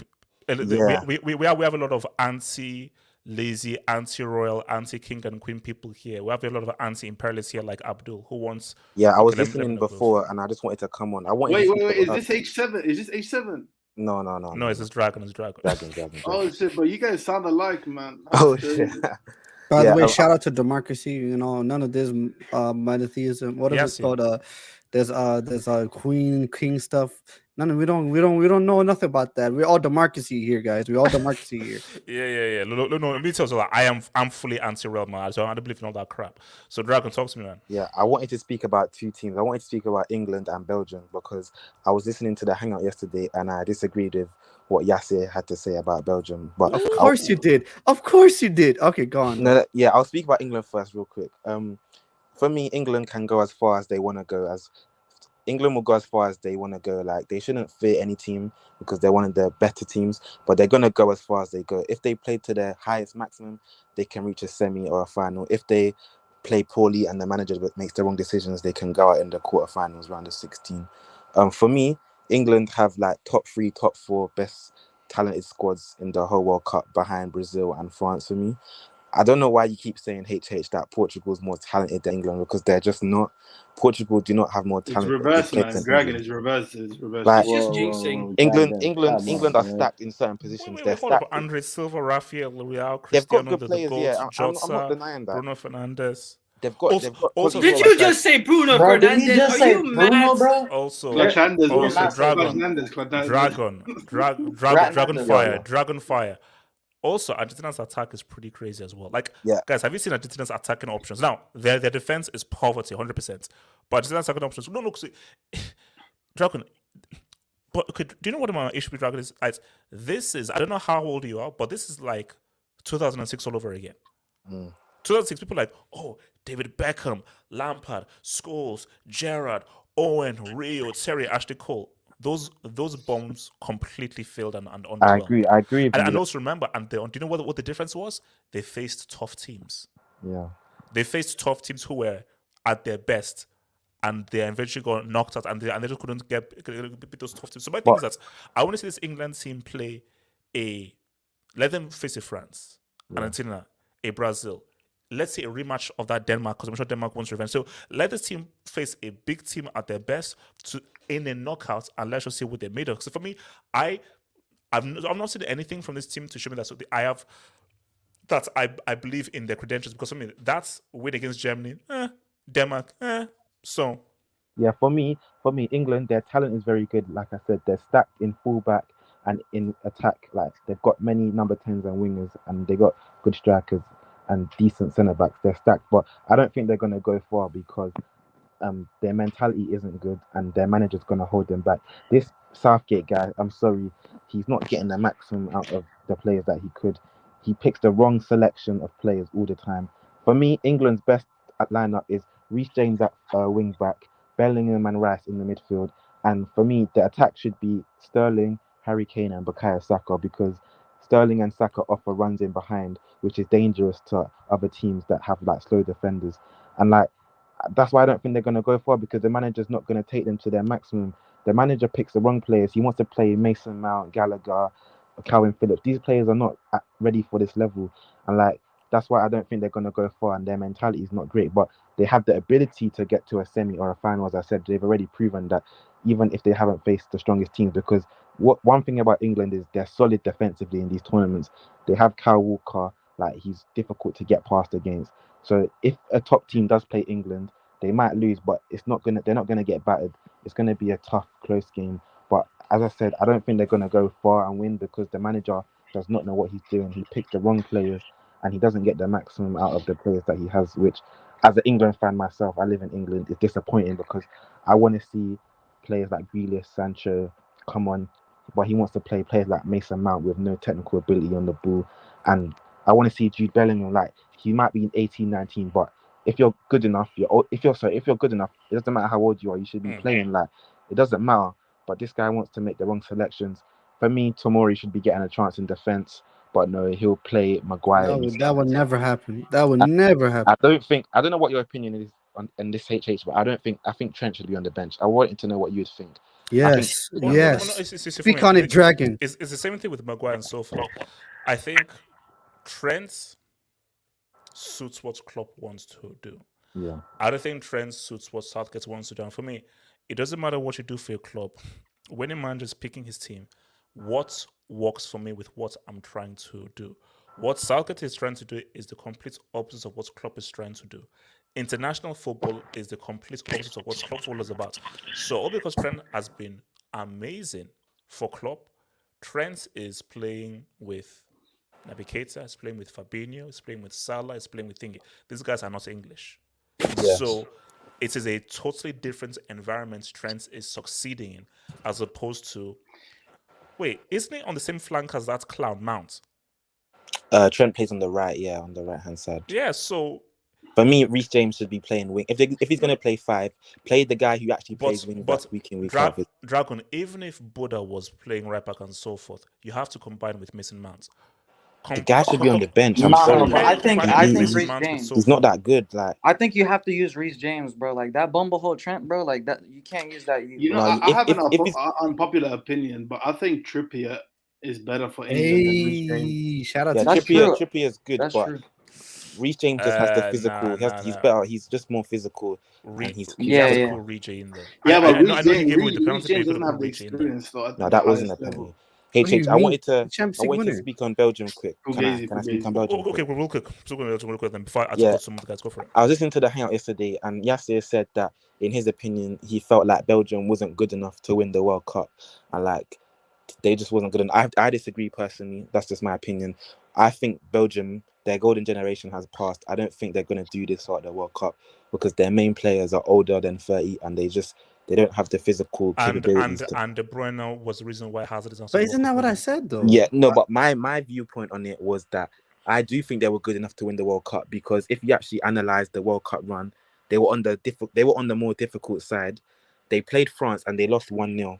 And the team that France played in the final, they battered them 4-1, 4-2. So France's toughest game was actually the semi-final, not the final. So let's say you put Belgium on the other side of the draw. In my opinion, they beat England because they beat them in the group.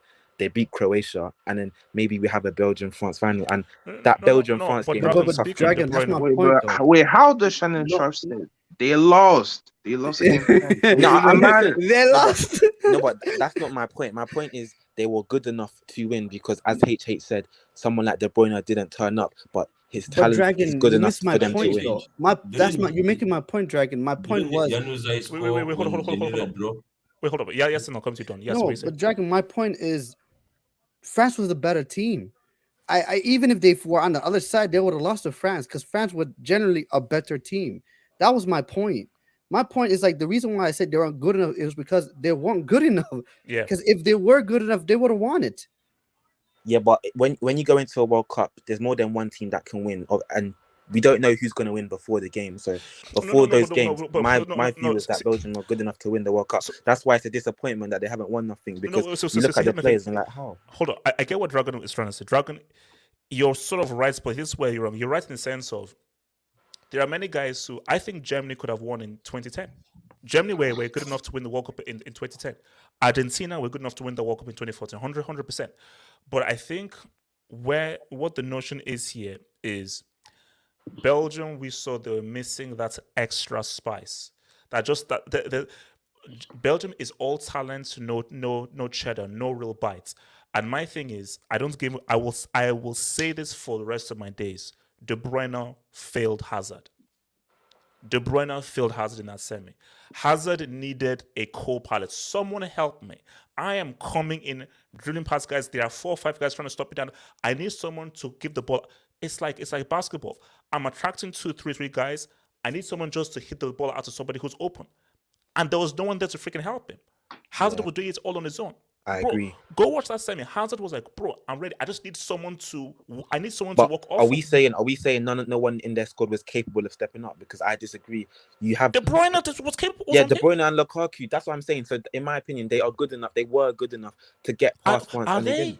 That's my question. Where are they really? Yeah, because Lukaku scored against Brazil. Look what De Bruyne and Lukaku did against Brazil. If you can do that against Brazil, football heritage, 5 World Cups, then surely you can be able to step up against France, who in that moment they weren't champions. So you're both playing at a level playing field. So if you're good enough to do that against Brazil, you can be able to step up. That's why. Don, you want to say something? I'm saying regarding Belgium, I actually feel like Belgium has underachieved because they've failed to get a quality manager to manage whatever they call the golden generation. Good point.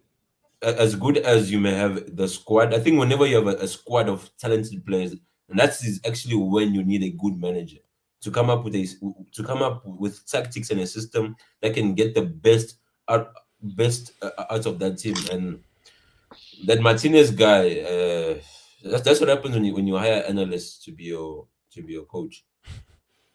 You get so much theory and most of it is not practical. You know, Whereby Don, ever since that World Cup in 2018, Kevin De Bruyne, I've been calling him Kevin De Bunda, bro. Man's never showed up since then, bro. Well, That's cap. That's cap. That's not true. That's not true. Sorry, no. I'm saying HH for Belgium, he's flopped for Belgium. HH, let's be Guys, honest. is it HH, because where was of- he against Italy? He played well against I'm Italy. saying the thing is Now this, you right? saw same against PSG. That you saw same against PSG last HH, year. I'm talking I'm about saying for Belgium. HH. If you look for Belgium, right, and look what Can I speak it up after Don? Yeah, okay, cool, in yeah. City, Pep plays De Bruyne as a 10, not as an 8. Whereby for Belgium, that idiot guy of a coach called Martinez tries to play De Bruyne most of the time in a pivot or on the wing, and that's not how you're gonna get the best out of him. Hence, I'm saying when you have such a team, you need to find a cohesive system which maximizes all all the qualities of the players, and I don't think Martinez has been able to do that for the longest time he's been there. Same old. How old is that backline of Jan Vertonghen and Alderweireld? Those guys, they've been 600 years old. Yeah. they play a high line with those guys. What do you expect? So when they get lubricated 4-0, 3-0, I'm never surprised. You can't play a high line when you have such slow people, and they've been doing that tournament in and tournament out. So I don't take them serious. So who else? Okay, so actually, let me come to your boy AR. So AR, England's chances, man, from your point of view. Yeah, just to touch on that, no, it's I agree with the guys that they'll because of their defense, they rarely concede goals. I see them getting to a quarters or something, and they seem to be that lucky team that every tournament always having like an easier route. So I don't really have much to say. I know they'll when it comes to when because I kind of agree with Dragon on the point. Team selection is England's problem, but you know there's a lot of politics involved with that. So it is what it is. So I have nothing to say. But here's one for you. If Portugal make it through their group, they'll win the World Cup. And that's all I have to say. I have to go to sleep.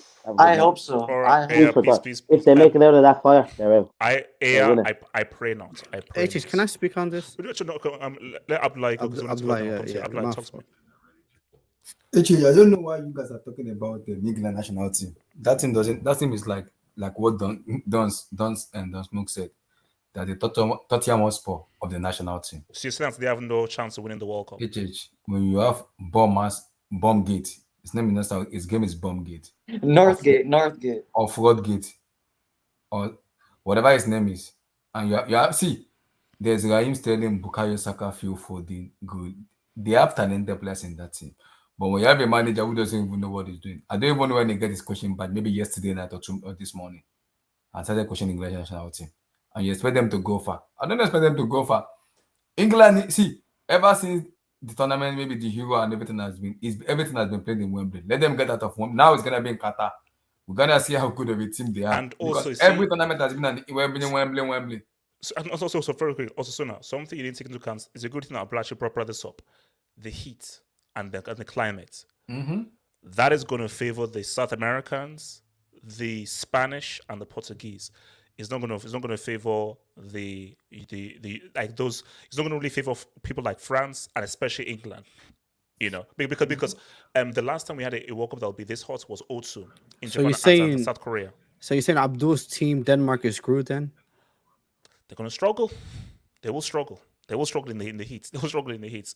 So sorry, Abdullah, continue. And also, see, I don't really need to be stressing ourselves too much on England because that team doesn't even give me any happiness in terms of going forward. What are they even apart from the one trophy they've won? Even when they won it, I wasn't even born there when they won it. So, like this guy, apart from that, they've never even done very well. Wait, you went born in 66? No, 1966 or whatever you call it. No, relax. I wasn't born there, so easy. I wasn't Baba God. waiting for prayers from God. Relax. So for me, I think the team I'm gonna give, I don't see the team I think they'll go for that will surprise people. I think Denmark, I think Denmark, and I think I believe Germany under Hansi Flick will do well. In as much as that break called IAAF winner. Hey, he's a World Cup winner, man. Wait, who is this? I think it's talking about the ball sniffer. In as much as you have IAAF track winner there, Inter Sport winner as your striker. In as much as that, but I think at that time because of the manager. Wait, is it? Are you talking about Raheem? No, I'm talking about the IAAF team moving. Look, actually, wait, hold on. Let's done. So, guys, shout out to your boy. It's hard to sneak this in. Haaland has 11 header goals in his career so far. In comparison, CR7 has 82. So, yes, Haaland is deadly in the air as well. Okay. I've never seen Haaland score a headed goal. Same. I've seen a couple, but I don't. Does CR7 only have 82? Really? That shocks me. Yeah, I mean, because I'd expect that he'd have like a little bit more than those. But yeah, like I mean, I've never actually seen him score a headed goal ever before. So, what is this? Yeah, that has to be a Fugazi. 82 doesn't make sense. Can I Forget speak it. on That was many Portugal? goals. After the Dubs, can I speak on Yeah, Portugal? sure, bro. Your boy Casey says, I told you Mount, Rice are frauds. They can't pass. Casey, worry about Barca's financial situation. Bro, this guy is talking about Luke de Jong stats. Luke de Jong has 82 headed goals in his career. Casey, Cristiano worry has about 111. Barca's finances. Abdul, can you please speak to your fellow Barca supporters, please, man? Thank you, man. All right. You're muted, my friend. You're muted. Like, I have to be honest, I see Casey everywhere, HH. Yes. He's everywhere. Yeah, I mean, HH, I go on the terrace, I see him there. I go on Pornhub comments, I see him there. Okay, you know what? Okay, Patrick. Shout your boy Patrick. England 11-2 faves to win the World Cup. Man, I want whatever the bookies are smoking. I think the books are actually English. Yes. I think these books are English. Yes. I think so. It's basically England tax, man. Shout out to Elsie. Best squad. Midfield is so dead. Kane only creator. you don't need creators in international football. Here's the thing. England have an amazing options for attack. I think they have great options in defense. Midfield is looking a bit light. Midfield is looking a bit light. You need a Brexit defense. Brexit midfield when it comes to international football. At least England. England needs a functional Brexit midfield. That's what they need. I suppose it's functional. Okay. Lead level Ludio. If Mount wins the World Cup with a UCL, thank you for that. Lead level Ludio. Thank you. Shout out to you, bro. Shout out to you. Mbappe. What is this spelling? He's supposed to say Mbappe, as in pay. Look. Funny. Lead level. Shame on you for that flat crap. Osasuna's Cristiano bias is blinding his judgment. Do you have a Cristiano bias? I don't think you do. I don't even know which one he's talking about. Is he saying that I like Cristiano or I don't like? Because with Cristiano, I mean, I like the guy, but he was great. He was great before, but now I know that he's a finished footballer. I'm talking as I said, no jinx. Portugal can win the World Cup. I believe that. Trust me, I believe they can win it. QC8. Don't you think Argentina is overhyped? Italy equals trash. Brazil, France final. Argentina are good.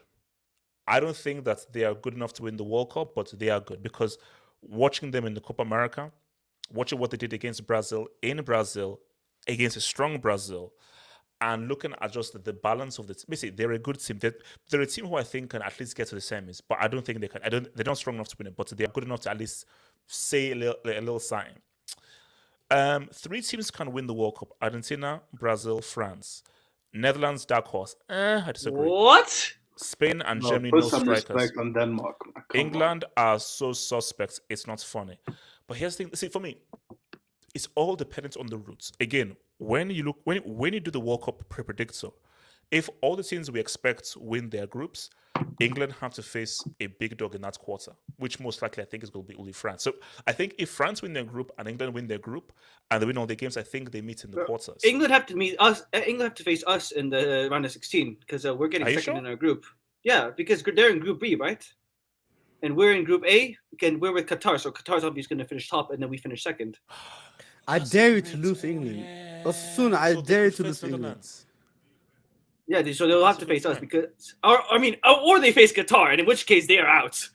Yeah. Yes. Whoever's facing Qatar, because guys, Qatar semis minimum. Now that I Semis think minimum about for it, Qatar. England, they have no chance of winning the World Cup because they have to face Qatar most likely. No way. Qatar or Ukraine. Qatar or Ukraine. Guys, we're not promoting this narrative, okay? The World Cup is clean. Yes, the I am. World Cup is fair.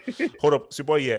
Van Dijk will be looked at differently if he gets a World Cup. That's a massive if. We and for have me, no chance. Netherlands are not now. They have never won a World Cup in their life. Yes. Has he ever made an appearance in the World If Cup? we're not winning a World Cup with Snyder, with Virgil van Bergkamp, Stripper, with those guys, we're not winning a World Cup with these guys in our attack. I'm sorry, but what is Depay? What is Bergwijn? What are these guys compared to Robin, Snyder, Bergkamp?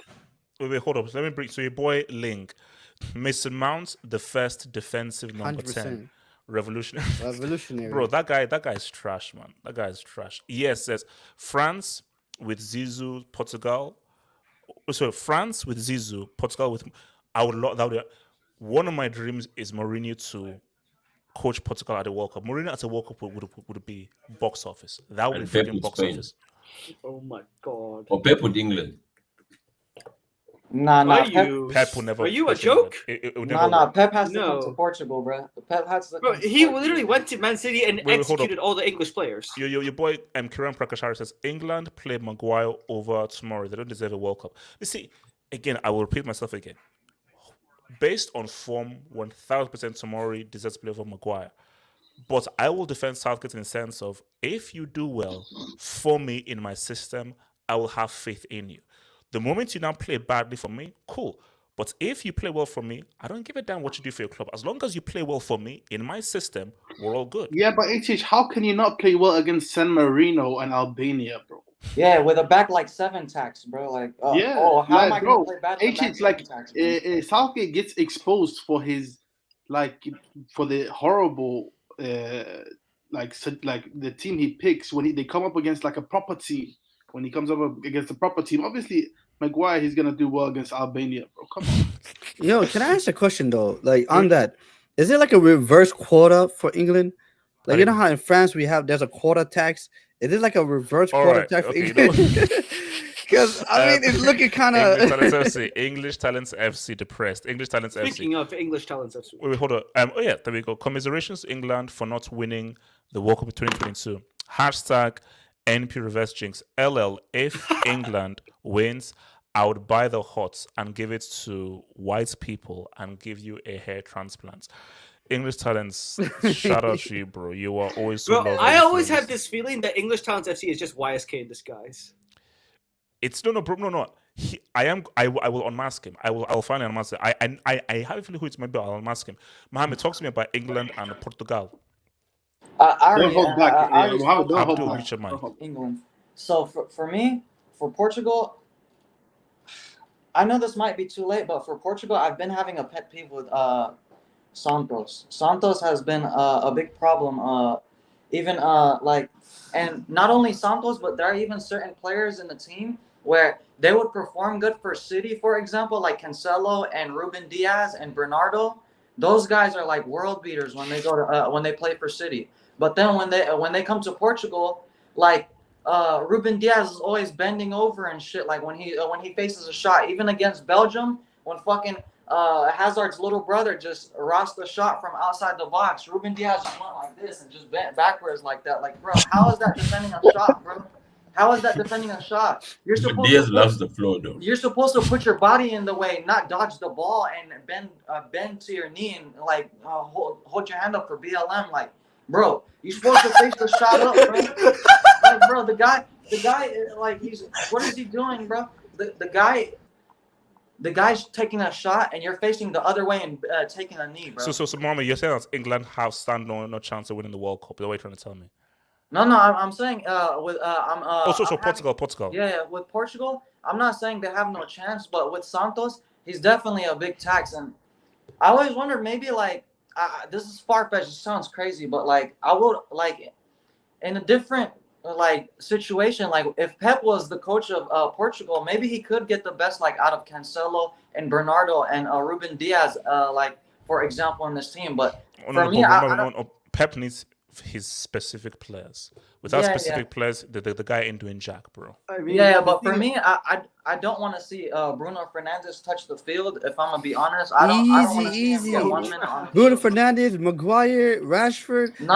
What's going on? Leave us alone. Look. Bro, it's not a bias, bro, because I like Martial. Like, if Martial was your player, right? Like, there are certain players, like, even with United, I'm not biased like that. Like, Martial, like, he's one of the best players that has played for you guys overall. And, like, I can name a couple other players that I also rate in your team. But Please do. We have time today. Martial, I would say Martial, and I would say...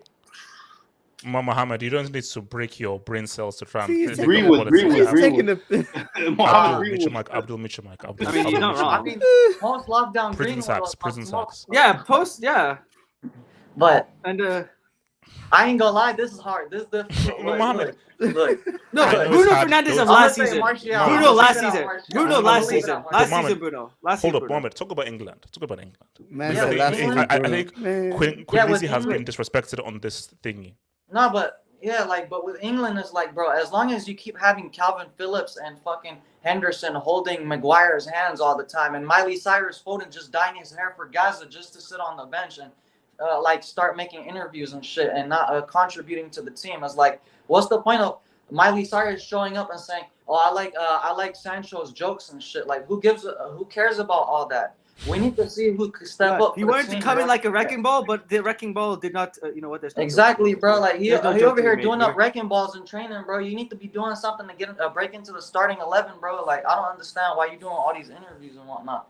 And even with Southgate as well, it's like I'm not sure he knows what he's doing when it comes to the team. Like, bro, like he got into Euro final. Mama, he got into Euro final. Yeah, but even like Abdul was saying, is like, bro, the runs. Even when he faced Colombia, it was like a penalty shootout, wasn't it? Or was it overtime? Yeah, penalty. It was penalties. Colombia. Yeah, it was penalties. So it's like that's a lottery. And when I'm talking about the World Cup, and then when they reached a half decent team in Croatia, like they just couldn't hack it. Like even when Trippier, out of all people, scored a free kick, like so what? Nobody else could show up after that, like.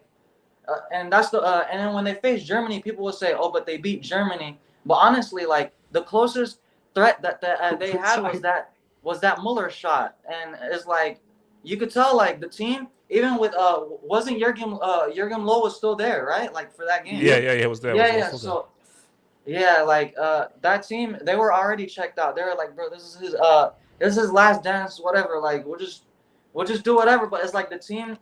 It wasn't even the Hansi Flick team. Now this is the start of the new. But let me ask you, before I come to you, who's your pick? Who, if you actually put money on one team to win the World Cup? One team. I know it's gonna sound obvious, but just because, like, if I were it's just France have too much quality, and I know that sounds obvious. It's just like the kind France, of quality. you know, France not winning that World Cup. You know this. I just think that them flopping to Switzerland, as much as they might have lost to Denmark and whatnot just recently and whatnot, but I think that would have helped them. Them flopping out like that against Switzerland, I honestly don't think that Mbappe will flop again. Like he flopped already, and that's what I think. Like he'll step up this time, and the link up with Mbappe and Benzema, it just depends for me. He can never be Rashford, by the way. He can never be Rashford. MBE Rash Bandicoot, bro. Allow it, bro. Don't chat about that, bro. Anyways, when it comes to with France, though, I think the best way they'll succeed is they need to have a good balance to their midfield, because Pogba will be as quality as he is, but what helped Pogba is the platform that they had from Mitswidi and Kante, or even whether it's one or the other, but Kante is not at his peak, I feel like, and maybe he might step up for the World Cup, but that might be an issue. Mohammed, what do you think of Nigeria's chances of winning the World Cup?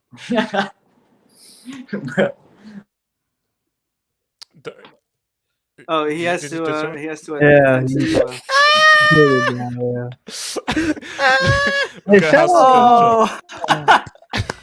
Wait, let's wait. Let's just wait for him. Let's just wait for him. Let's just wait. Okay, no, let's wait. It's like, you know what? I gotta go back to work, man. Like, wait, imagine if his boss actually sees this footage. But he's still doing the work, man. 100%. Nah, man, I respect the hustle, man. I respect the hustle. But what's respect. I respect Yeah, the yeah. hustle. So what was I? What team was I saying about? England. Nigeria. Oh, yeah, Nigeria. England. Nigeria. The Super Eagles had us. The Super Eagles. Hey, shout out Algeria as well. Hey, Bro, the disabled Eagles, bro. Oh, It's your pizza. We're actually looking at a guy while a guy is walking. This is different. I mean, hey, Yassir's even home. Hey? He's not at his scam call center. Wait, yo, relax. Wait, hold up. Wait. Are you using a laptop or is it like a phone? I'm using my phone, and so I could do my work on my laptop and stuff like that. Yeah. No, but wait, don't you have to watch over like the area, sort of? Yeah. I have cameras and stuff. I look at the cameras, and what I am, but what's it called? Imagine they get wrong. no. But what it is I'm a community officer. You might have to use your stream as evidence. Marvin, if you dare get wrong, because I don't want to involve in any court case, bro. No. What's it called? You know, gated communities. You know what gated communities? Oh are. Yes. That's what it is. It's not like I'm guarding. It's not like I'm guarding a bank or something. Where like, yeah, but still, your security. You have to keep the place secure. No, bro. Nothing happens in those gated. Yeah. And a gated community is less likely that anything will happen. And the biggest thing that happens is you have just a bunch of kids going to smoke weed. Like So I'm the one that presses the button. If people won't be able to access. If somebody tries to jump over, I can mute my mic and go catch them and bring them out. I can mute my mic. Yeah. You see, we need that to happen on the live stream. Wait, so hold on, don't listen. I'm saying, imagine having to play the Hangout in court. So sorry, don't wait, said. I'm saying, imagine having to play this Hangout in court. You see, I don't, and that's the issue because much times they say, okay, so we see here that okay, I'm sorry, okay, why are they talking about England and Dodd and what the hell does Dodd mean? What is Dodd? No, football is life. What is a brick? Are they throwing bricks at the Brick Academy? Wait, hold on. So guys, I have to push back a little bit. I have to push back. But before you do, breaking news. So this is from Fab. So PSG are finally prepared to announce Pochettino and Leonardo's departure. Nasser Al-Khelaifi will be ready for final meetings in order to decide the new manager. Immediately after that, Luis Campos will officially join the club. Wow, man. And this is where I won't let my grandma out till PSG wins the UC.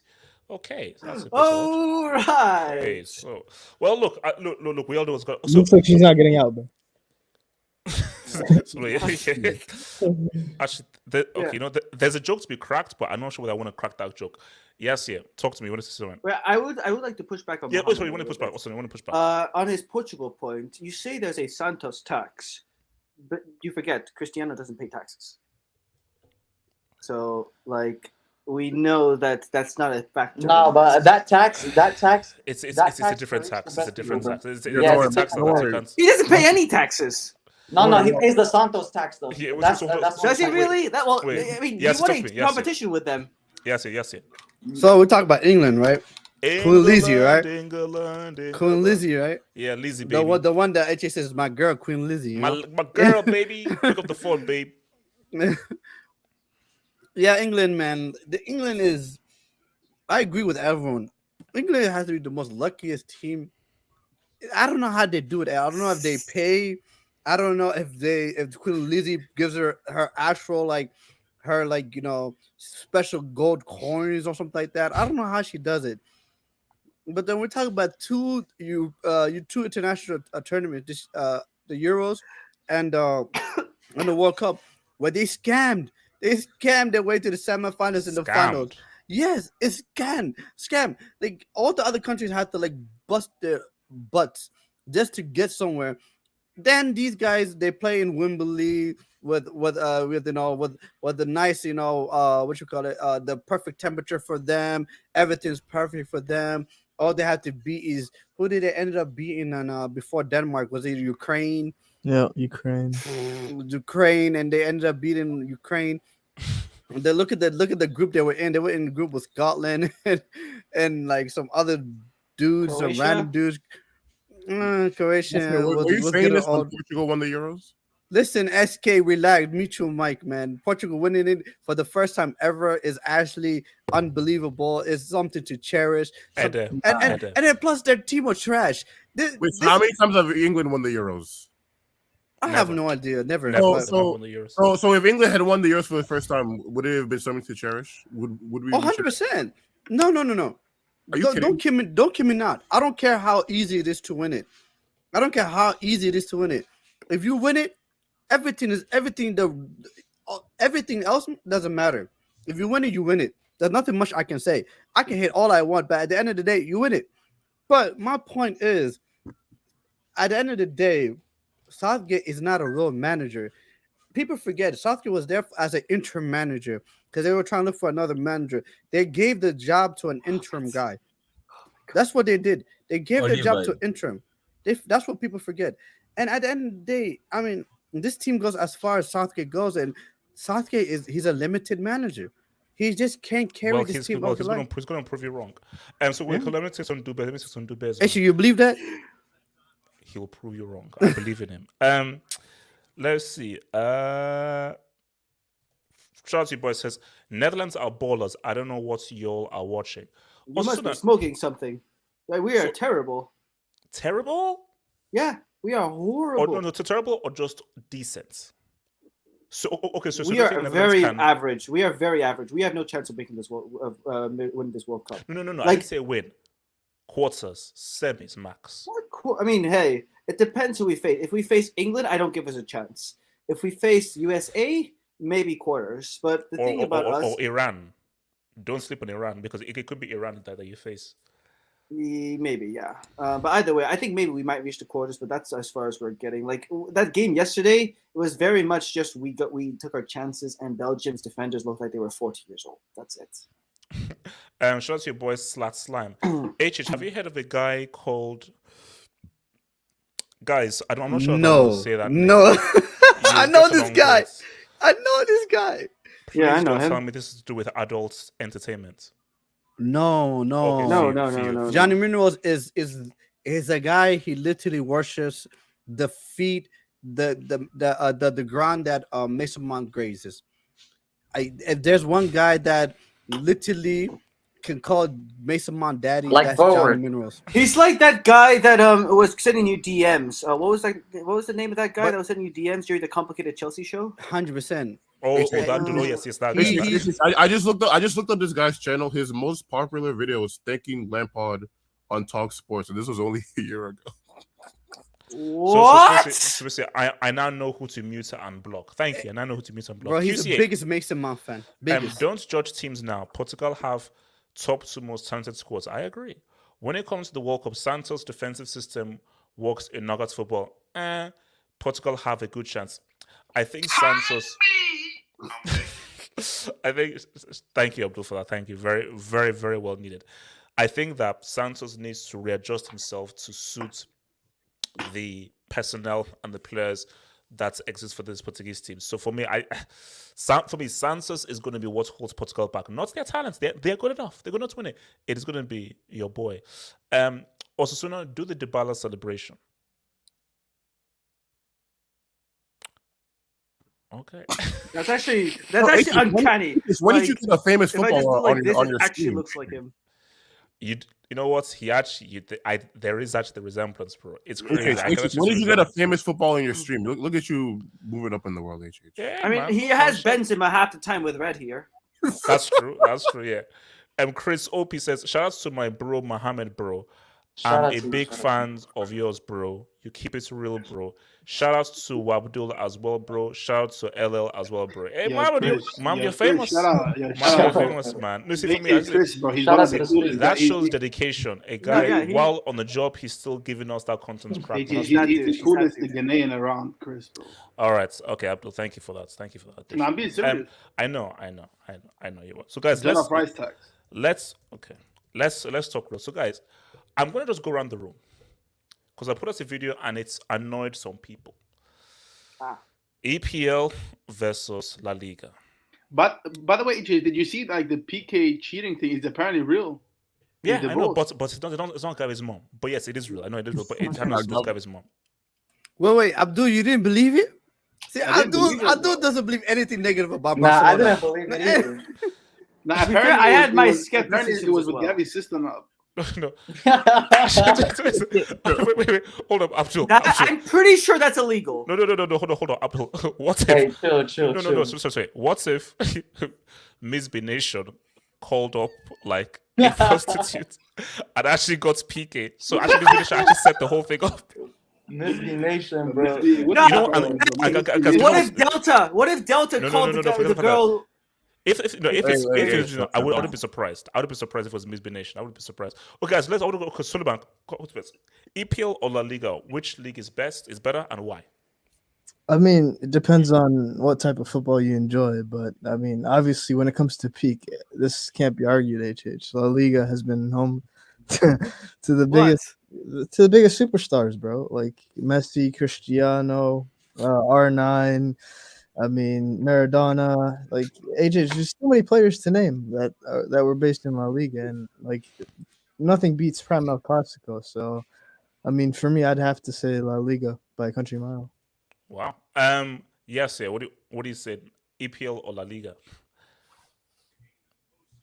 What you mean by who's better? Whatever your criteria is. So I'm just asking you from your and this is what it is. You can choose whatever your criteria is. Hence why I say, which do you think is better and why? Wait, you say what was that hand movement? Jedi mind trick. He's doing a Jedi mind trick. Jedi mind trick. No, I thought he was doing this, bro. Abdul, your mind is in the gutter. Relax, bro. Abdul, you're a strange man. Abdul, get out of the dark, Abdul. Get out of the dark. Yeah. In my personal opinion, I say the Premier League. Okay, and why? Because it's entertaining. The Premier League doesn't have the best quality. It doesn't. Whoever said that is not right in the head. We have dudes like Everton. What's the name of that dude? Scott McNair. Bro, we had Scott McToenails, bro. Scott McToenails. But it's entertaining. It's enjoying to watch. I'm not gonna. Everton was entertaining to watch. I'm not even gonna lie to you. Norwich at times were fun to watch. Leeds United, unbelievable because you never know what you're gonna get. Bro, that's what I'm not gonna lie to you. In terms of entertainment base, I love the Premier League. The Premier League, there's never a dull moment. There be times where I'll be watching some random TV and I'm like, oh my god, I can't believe that happened.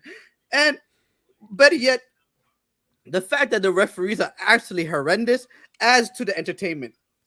Because the referees will always give you something to talk about. There's always a wrong decision. You're like, hey, what is it? Was like, oh my god, did you see what happened in the Brighton game? But John Moss, yeah, he fell over because he was out of breath. I don't know. He missed a penalty. That's the Premier League is entertaining. So for me, I prefer the Premier League. La Liga is overall better, and I understand that overall better. The way the philosophy of the teams, the way they play, the technique, they're better. Like they're 100% better. But then the Premier League for me, entertainment wise, top class. I think you've sort of put into this because the question is which is better. You said the EPL is more entertaining, but La Liga is better. Yeah, I mean, in footballing wise, I think La Liga is better. I think La Liga is better quality in terms of the teams. But we watch football to be entertained. That's what we want. We're entertainment junkies. That's what we are. And I'm not gonna lie to you, man. There be more times where I get it. I rather people be like, in terms of football, you rather watch Villarreal versus Osasuna. But I'm not gonna lie. Everton and Leeds United, man. That's a fun game. I actually That's a watched fun game. Villarreal versus Osasuna. That was actually a really fun game. But it's like I'd rather watch like a Brighton versus a Watford because it's entertaining. Like you never know what's gonna happen. It's just it's ridiculous, you know. Mohammed, what would you say? EPL or La Liga? Oh wait, where's this? For me, in terms of degree of difficulty, I know it sounds backwards because it's so easy for Pep to do it. But like, other than Pep, the degree of difficulty, even to win the league, or even like from top to bottom, whether you're facing a Brentford, for example, like Brentford put you guys to the sword. No disrespect, like they put four past you guys, and like, so in terms of quality from top to bottom, like. The entertainment value is very high in the Premier League. Whether it doesn't matter what team is playing, I enjoy 90% of Premier League games. But when it comes to what I rate higher, winning in Europe, La Liga is the best league. Like in terms of teams that are able to produce, like in terms of academies or whatever the case may be, even since the Academy of La Masia or what came up, and Pep winning those Champions Leagues against like the Fergie teams, and that's basically an academy team. Even though Fergie had old skulls in them times, but it's still very impressive for a La Liga academy to produce that kind of talent to win and make Fergie teams look like they made it look like United had McTominay's in 09 and 11.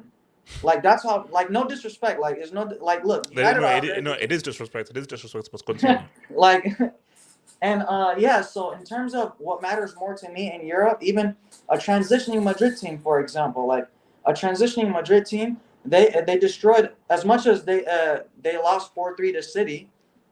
They put the pressure on City, and that's one of the best Premier League teams. And they put the pressure on them, and they made them basically fold. Like, and it's hard to even out football City or even go and punch them up because their kind of style of football is so sustainable, especially since they have Pep as a manager, and even with a La Liga manager, they still couldn't beat a La Liga team. And when it comes to the final as well, it's just like it doesn't matter. It's like the Premier League teams is like they just don't know how to step up when his push comes to shove, when it's against La Liga teams specifically. But if it's like a Premier League versus a Premier League team, then it's not a La Liga team that you're beating. So you can't say that we're better because we're beating other Premier League teams when it comes to Europe. Abdul, and even United versus Villarreal as well. That's another one. It's no kind of offense. funny because it depends what criteria you're looking at. Because But what is your criteria? So this is what they're asking. This is for just me, based on your personal like, it's criteria. very clear. Like I can connect better to the Premier League because, like I can tell you a lot of the players that play in like the lower league teams. Like I know who play for Crystal Palace. I know who plays for, I know some of Watford's players. I have no clue who manages or who plays for Elche. That's rude, man. That's rude. Respect. I only know one of their players, Lucas Boyet, and that's it. Oh, so you liar. You Like, lie. look, no, that's a striker. Because I was saying he should be a replacement striker for Jovic. I think it's like more marketing wise, but also I think because like the Premier League, everybody knows a lot about them. Like it's not like because let's be honest, apart from like the top 6 in the Liga, I have no clue about them. Like Osasuna, I don't know who plays for Osasuna. Even though I watch them regularly, like I don't know who plays for Osasuna because maybe it's the language barrier, maybe but it's not really that much quality of football. It's more like marketing wise. The Premier League just got it. Like fantasy football is so good, bro. It makes you interested in those lesser games. You feel me? Like fantasy football makes me want to watch Crystal Palace against Leeds because I have Zaha up front. You feel me? In my fantasy team, and La Liga, they have like a beta version of it, but nobody really plays it. So, see, my thing, even before I go to those guys, my thing though is that between EPL and La Liga, if I'm looking at it just based on the leagues there themselves, it's almost similar because for me, City have won it 4 out of 5 times in the last 5 years. In between 2010 and 2020, Barca won it, I think, 8 times or 7 times. And then because I think it was twice for Real and then once for Atleti. So Barca pretty much won it like 80% of the time for a whole decade. So, and it is mostly dominated by Real or Barca. In the last few years, the EPL has now been dominated mainly by Man City. So, because for me, when I'm looking at a league, for how good the league is, I'm looking at how competitive is it. And can it be a case of where we don't know who's going to win the league? If a team has won it 4 out of 5 times and only 2 people have really been competing, then how good is the league really? I can't start giving the league kudos for relegation battle, top 4, and all that kind of stuff. HH, can I just say something to you? I want to be honest, HH. Yes, the sir. only reason why I watch Premier League teams is because they have fan channels on YouTube, HH. Honestly.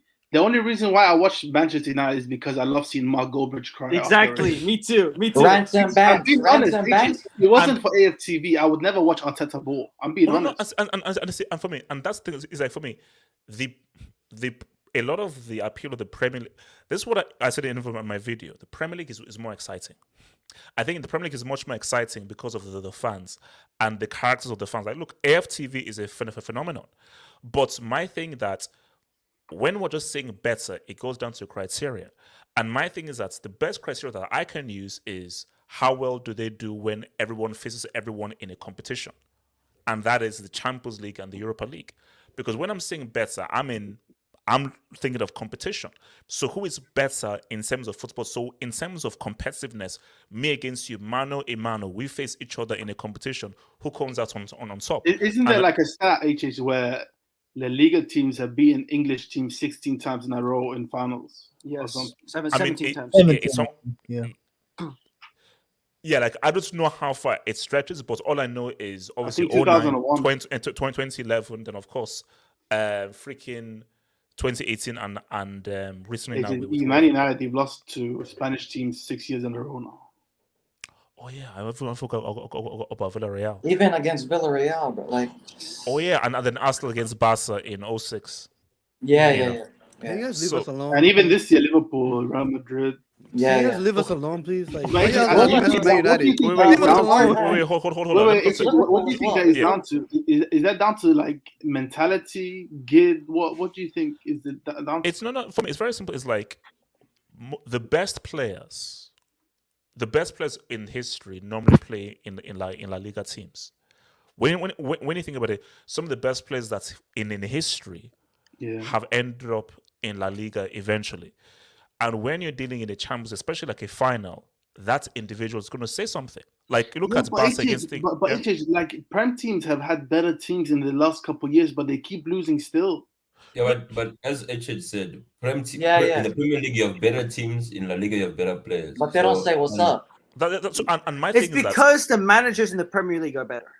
Yeah, because managers are king. But my thing though is that, of course, what's the whole adage is that you have to the team beats a bunch of individuals. But the thing about La Liga is yes, they have those superstar individuals that Premier League teams don't have, but it's also a very good strong team. It's just not individuals. Because remember, Galacticos messed up and they should have won one more. But when you look at the 3-peat Real Madrid team, when you look at the Real Madrid team in 98 or 2000, when you look at the freaking Barca team in 06 in swing, those were good teams that had supernova amazing players.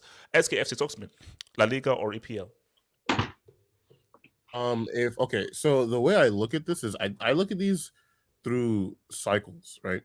So I would say that from 2018-ish till now, I would give like the slight edge to the EPL. Because Madrid did beat the top 3 EPL teams this year, but a struggling Chelsea team who were 9th in freaking December beat the top 2 La Liga teams last year, right? The team that placed second in the EPL in 18-19, they beat the team that won La Liga in Madrid in 4-2. So I would definitely say that more recent years, I would give it slight edge to EPL.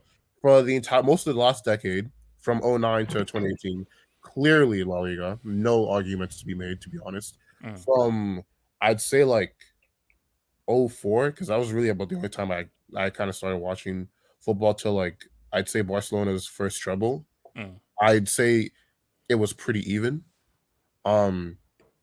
So I think honestly, what we're witnessing is a little bit of a transition in that sense. And I'd say when it comes to like why the EPL is bigger, I'd say it has to do with the horrendous marketing that La Liga has. Like, think about it this way, HH. How do you have the two best players on the planet for 10 years and no one gives a crap about any of your teams outside of like four of them? Like, what does that say about your league, to be honest? Like, because honestly, the thing that really gets me is that Messi and Ronaldo sell themselves. You don't need to over like we already know who they are. Like if instead if La Liga really wants to grow as a league, it should be okay. You know, Messi is playing freaking I don't know Athletic Bilbao this week. Let's give the people that don't watch this league a reason to actually give a crap about the team they're playing against, because that's how you grow your league. Like the Premier League have no reason to be bigger than La Liga if you think about it. Like and I think what also helps in this situation is the problem I have with La Liga is that Madrid and Barcelona are so much above all the other squads that I can't give the league credit for that, because the league isn't the reason why Barcelona and Real Madrid are two of the biggest clubs in the world, right? Like how many other like I mean, but then ask you, what do you say about the last 5 years, City winning the Premier League 4 out of 5 times? Then I mean, Pep is OP. Like Pep has done this like multiple times. Like outside of Pep, how many times has a team done that though? Like Pep does it all the time. Like Ferguson. So, like Ferguson done 3 in a row. Pep has done 4. Like did 4. He did 3 in Bundesliga. He did 3. Well, no. I mean, Bundesliga doesn't count. Bundesliga doesn't count. Bundesliga does not count. No, but I'm saying he did it in. But I'm saying he did it in Barcelona. Yeah, I think he did it 3 Barcelona have dominated even after Pep left. Yeah. Bayern Munich dominated Bundesliga after Pep left. If Pep leaves and then Messi continues to dominate in this fashion, then I think your case has more of a bigger shot, because then it's not just Pep came in and Pep is just one of the greatest managers of all time, and so he's gonna do what he's gonna do. Then it would just be then the Premier League is getting lubricated, because at that point Pep is gone, so it should be more competitive again. No, but see, that's why I say this is it's down to what your perspective is, which is like you can't just say it's what your perspective is, because again, my perspective is competition. Other people's perspective is okay. How good is the league? Because for me, I don't care about like the for me, I'm like no, who is winning? And if it's a case of where like we don't know who's going to win, and it's really open because there are 2-3 teams that's on parity, okay, cool. But as of right now, in the last 5 years, it's really been Liverpool and Man City who've been the top 2. And then before it was Chelsea United, and then before it was Arsenal United. So my thing, because my perspective is when they face each other, who comes out on top? Which to that point about the UCL stuff, like I said, like okay, not just UCL and Europa League. Yeah, but here's the thing with the Europa League. I'm not going to give La Liga as much credit for that, only because Sevilla do this thing where they just get knocked out of the group stage. So they're really playing teams that they're better than. No. But no, I can then throw that back to you as to what happened between United and Villarreal. United were the team that came down from the UCL, and they lost to a team in their very first major European final. And Sevilla never won the Europa League after dropping down. Yes, they have. They never did. They never won it after dropping down. The point is like United player for player were superior to Villarreal, and they all didn't show up against Villarreal, bro. Like, how do you not show up against Villarreal? Let me come to Osuna. So what do you say, La Liga or EPL? So and why? I think when it comes to the 20 teams in the Premier League and the 20 teams in the Liga, I think it's pretty obvious that we obviously are more familiar with the 20 teams in the Premier League. Even though you may say some of the players in let's say a Watford or something are not as good as some of the players that play for Levante, you would say maybe they're on the same level. Just the fact of I think it was SK that was saying about the marketing. It's very difficult to market the league, a league that's in a Spanish-speaking country, because it's mostly Spanish-speaking. So you have to appeal to mostly South America, Latin America. But the thing is, South America concentrates on their own leagues. Latin America, well, at least Mexico has their own league, and it's like the Americans, they concentrate more on the Premier League than the MLS. It is what it is. South Americans don't concentrate more on La Liga than they do on their own leagues, which may have to do with La Liga's marketing, but it just may have to do with the culture that America doesn't have that big of a culture when it comes to their league and country, which is why whenever they get a notification of soccer or football, it's a thing of, oh, the guys in England, right? Those guys, they're good at soccer. When in Brazil, it's like, no, they have the pride of their own league. America does not have that, which is why I think the Premier League is just marketed more and is easier to market rather than La Liga. And also you see La Liga trying to market itself in America with ESPN. It's working out terribly, right? So yeah, if I do, as someone that does watch a lot of La Liga, like I even watch some of the lower games. I watched I watched a lot of the relegation battles as well because they're always really fun to watch, and the quality is really not that bad compared to the Premier League as well. I think when it comes to the top 7 teams of La Liga, I think they are definitively, maybe not definitively, but I think they are better than the Premier League's top 7. Maybe the top 4, the Premier League is stronger, or top 3 at least. But really, then it just comes to fine margins that you will have sometimes where the Premier League or the La Liga is stronger. And when it comes to head-to-head, even, like, it's not that La Liga actually has a great record against the Premier League. It's just in finals they have a great record against the Premier League. When in otherwise, like what? Who did Atletico and Real Madrid get knocked out by last season? Chelsea. Real Madrid got knocked out by City in 2020. Villarreal lost to Liverpool and Manchester United this season.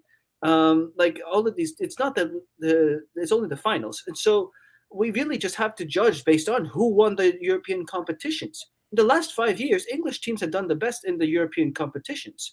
That's Liverpool winning it in 2021, Chelsea winning it in 2019, Chelsea winning it in 2019, and then you have like a Liga team has not made the final of the Champions League in 5 years, right? Since Real Madrid last time, there hasn't been a La Liga finalist. So that's why I think you will now have the sort of resurgence of the La Liga. No, of the La Liga. We had the resurgence of the Premier League that was over the last 5 years, but I think over time in the next couple of years we will have go back to the La Liga. I think all the other 3 leagues just don't have enough either fame in their big clubs in Real and Barca or enough money to catch up with those 2 leagues. I think these 2 leagues are going to dominate for the next 30 to 40 years. And it's going to be back and unless forth. AC Milan gets some key money. AC Milan, maybe, but it's really difficult because the money of the Premier League is so vast compared to the money of the Serie A, and Real Madrid and Barca are simply bigger clubs than Milan right now. It is what it is. Like HH, do you know what La Liga needs, in my opinion? I think they need an oil club.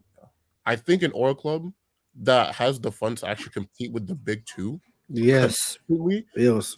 I think honestly, if they have that, then boom. It's the same thing that Bundesliga needs. But I think because of the wage cap, it wouldn't happen because Tevez is holding a wage cap. True. That's honestly La Liga's biggest issue. That's what I mean. Wait, hold on. Let me bring in Don, and then just everyone have his. Wait, guys, before you move on, can we talk about this quote from Alexander Arnold?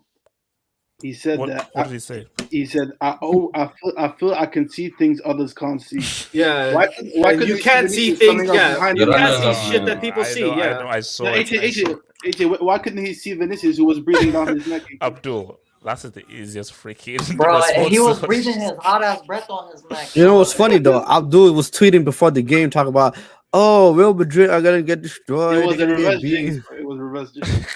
What? You wanted Madrid to win? Huh? Yo, we're gonna call him Trent Stevie Wonder Arnold from now on. Easy. It's Trent Ward-Prowse. And Virgil So van regarding the EPL and La Liga, I feel as if when it comes to footballing ability and footballing IQ, I feel as if La Liga has the better players in the sense that if you look at the best players in the Premier League, they wouldn't be the best players in La Liga, right?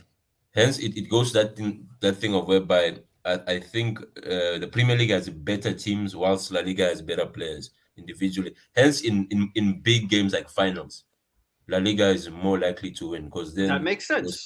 Yeah. So yeah, when it comes to entertainment and competitiveness, though, we give it to the EPL because I feel as if due to the money being in the Premier League, even teams that are outside the top 6, they can try and get better squads to compete with the big boys. Hence, you get a lot of unpredictable games in the EPL, where you can find the team that's placed last beating the team that's first. Like for example, look at Aston Villa. They managed to. It's not a top 6 team, but they bought players of Sevilla, who's 4th in La Liga. So they have that financial muscle and they can flex. So, but that's hence the entertainment wise, and as they said, you get funny refing decisions via VAR, like the sense, like the news that no ref, no one from the VAR team from the EPL is actually going to the World Cup. Right, because they know it's a joke. And yet they took the AFCON guy that whistled early. But Don Smoke, No, Mohammed, they're not taking him. Mohammed, they're not taking him. But Don Mohammed, Smoke, I'm tearing up his plane ticket. That guy is flying nowhere. That guy should have exactly been where there. He should have left the City and Madrid game. But Don, that's a point though. Yeah, Like the referees are so bad in Premier League that it's comical. It is. No, The way that ref, we're in the final. And Abdul, can you please put that crap down, please? Yeah, you're trying to fart. Virgil Van Stripper, bro. Virgil Van Stripper. No, so wait, so what's no? I think that as I've always said, EPL is more exciting when it just, and I think Abdul makes a great point. The fan channels, I think because English is like, because that's fine. So English is the most spoken, Spanish is the second most spoken, but English is just seen as the neutral language. So technically, Chinese is the most spoken, but you know. Okay, person to person, okay, yeah, if we want to be fully technical here. But my thing though is when you just look at the facts of the fan channels, that's a huge. You know what? I'm actually going to just remove Abdul. Abdul, the next. I'm going to remove because trust me, it's getting worse and worse and worse. So it's actually progressively getting worse. So my thing is, those fan channels is very key because it adds a whole different dimension. So, bro, without AFTV, who the hell is watching Arsenal in America or and so forth? You're watching Arsenal because you want to then watch AFTV, and you're watching Arsenal hoping they lose so you can be as Yassi just said. Also, you want to be entertained. Can I speak on the Premier League coverage in America? Honestly, NBC Sports, their coverage is so amazing. Good. It's really good. It's amazing. It's really good. You have the games, their YouTube channel. You have all the highlights. Then they have also videos that go over talk about each game one by one over the weekend. They have literally like 3 videos that do basically what the Hangout does. Obviously, with more like production, or whatever. La Liga doesn't have that. ESPN FC is also trash. Wait. I just hold on.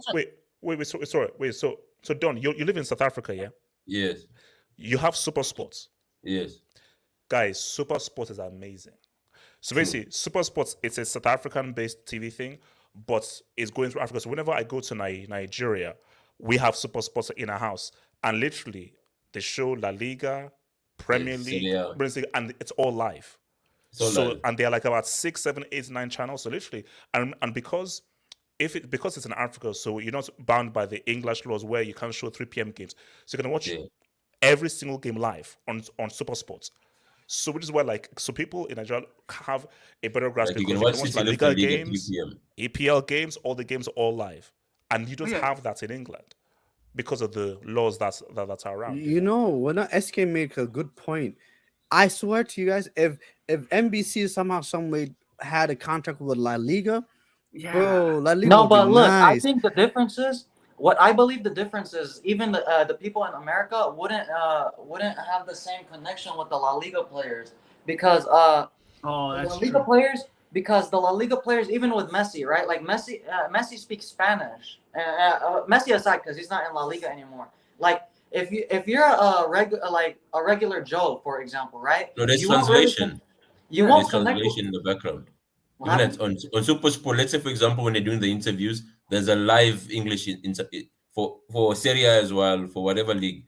If it's not in English, they do an immediate translation in the background. Yeah, but you would much prefer to connect with the player's personality and how he sounds, and like if you hear even for example, if you hear a player that speaks English and you like the way he talks, but you're instead of hearing a guy translate for someone, you're not gonna have that same connection you have with a Benzema, right? Like for example, if he's speaking a different language to what you can understand, because you won't have that same connection because you can't really understand his personality, or it's lost in translation. And you can connect in a way. It just depends. But some people want to connect, they want they want to relate the person to themselves, and if they feel like they can have that connection by. I mean, bro, if Juju Man is translating for me, man, I'd connect for sure.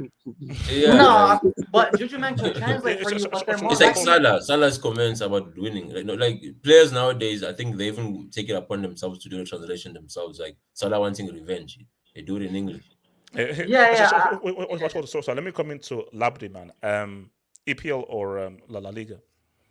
Does I say Labdul? Labdi.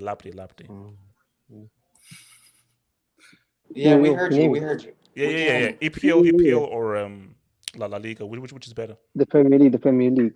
One of the main reasons why people like watching the Premier League over La Liga or any other league is because of the difference that styles of play each team likes to play. Like not like for example, each team plays different. Like is different. Like each team plays differently. Like if you look at Man City, they like to keep the ball. They like to play that tiki-taka football.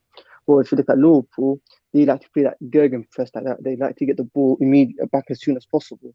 Like each team, even like Brentford or Brighton, they play differently. But with La Liga, like they all like to keep the ball well. They all like to move the ball and stuff like that.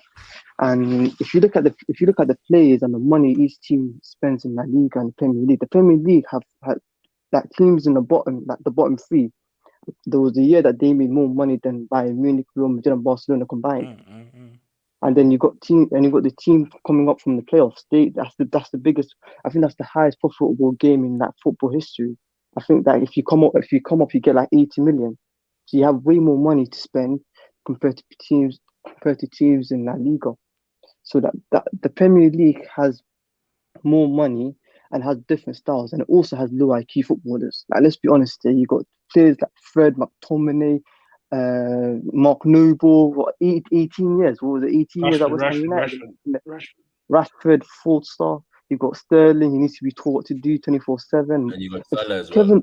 Leave my boys alone, man. Nah, man, I support United as well. They're disgraceful. Like, don't back these dogs. They're Trouble this season, bro. He told us Listen, trouble. HH, I have a question for you. Yeah. What's the question, Don? Yes, that was the worst take of all time. Do you think we spoke a bit too earlier about Luis Diaz regarding his end product? He seems like an entertainment merchant. He's overrated as well. Bro, he's a no-look merchant, bro. He's a no-look. He is Vinicius last season. He is last season Vinicius. Donkey Vinny. Let's see what he does next. Let's give him another season. Like this is season. So remember he came in January. Clement says himself, let's give him next season before we. But we're putting him the signing of the season. Mom is hilarious because he said no look merchant. You know when I watched the coverage, like Drifty, he said, you saw his no look pass. Yeah, that was good, man. I'm like, bro, Drifty, bro, those Coppers guys. Those Coppers guys. There's one more thing I want to say. Bro, he does no look so much. I think when he takes toilet paper, he does like no look as well, bro.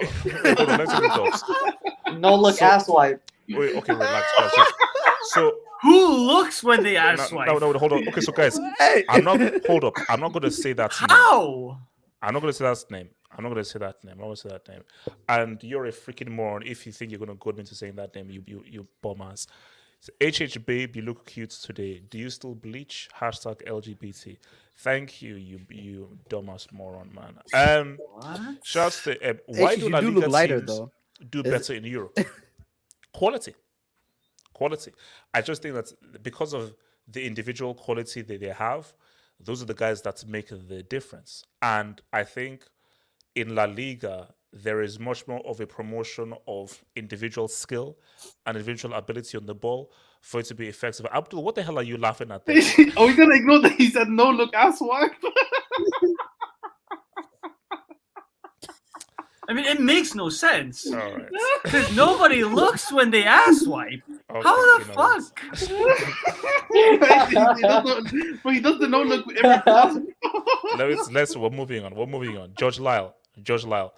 More La Liga teams went to the CL than Europa in the last 5 years.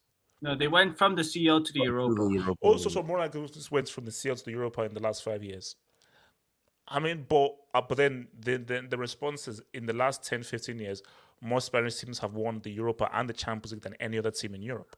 but HH, anyone that argues for the Premier League usually only cites the last 5 years. Like, you don't really argue from like 09, so that's kind of a non-factor. We're talking Like, about no, last 5 years. HH, even the most Premier Leagueist fanboy is not going to tell you, oh yeah, from like 20 when Real Madrid were doing three-peats that like the EPL is better. So yeah, but even in the last 5 years, the Premier League teams, some of them actually have underperformed in Europe.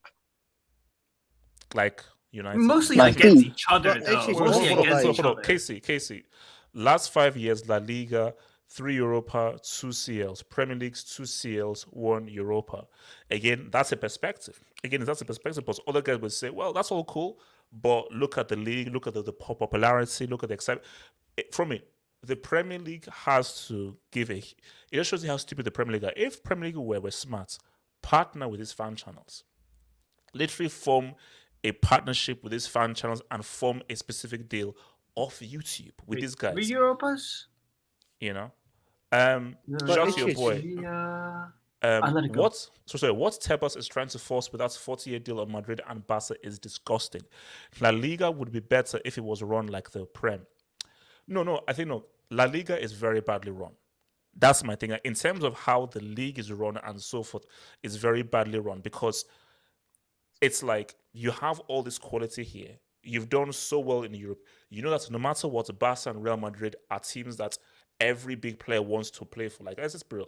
Most guys, when they dream of playing, I want to play for Barca, I want to play for Real Madrid. Those are the guys you want to play for more than any other team. So when you have that, you have to. Tevez has not fully capitalized on that. And I think someone said you had Ronaldo and Messi for over a decade. And Neymar. And you had Neymar for a little bit. And Neymar as well. And the cannibal. Do you know what? But do you know what La Liga's biggest issue is? Like, only 2 La Liga teams have ever actually won the European Cup. So far, they've won the most, but even that's kind of like a false statement because there's only been 2. Even the Bundesliga have had Hamburg win it, Dortmund and Bayern, right? So, and the problem is that Madrid and Barcelona are so much clear of every other club that no. I mean, but then I'm not even just talking about Liga. I'm talking like in general, right? Like in football wise, like in general. Yeah, but SK, there's a lot of teams that's made the final though. Like, and also, HH, can you bring back Casey's dub? I'd like to say something about Casey right now. This guy is really riding on Real Madrid, Atletico, Sevilla, and Villarreal's successes. Barca has won none of these. What is this guy on? Yeah, but he's a La Liga merchant as well, not just a Barca. No. Yeah, he's a La Liga merchant. He's half Spanish. I know, but he's really riding on other team successes. What's it called? So Casey again says Premier League players are overrated. System match, that's harsh. Only league where Frank is ratted. Thiago, aka C-Tech Cruz, is some sort of a revelation, and Neymar is compared to Salah. Facts. You know that's a good point. No, that's facts. That is actually a good point because I remember when Cesc Fabregas left Barcelona, came back to Chelsea. Bro, he was an older Cesc Fabregas. He tore up that league. He tore it up, bro. Guys, no. So think about it.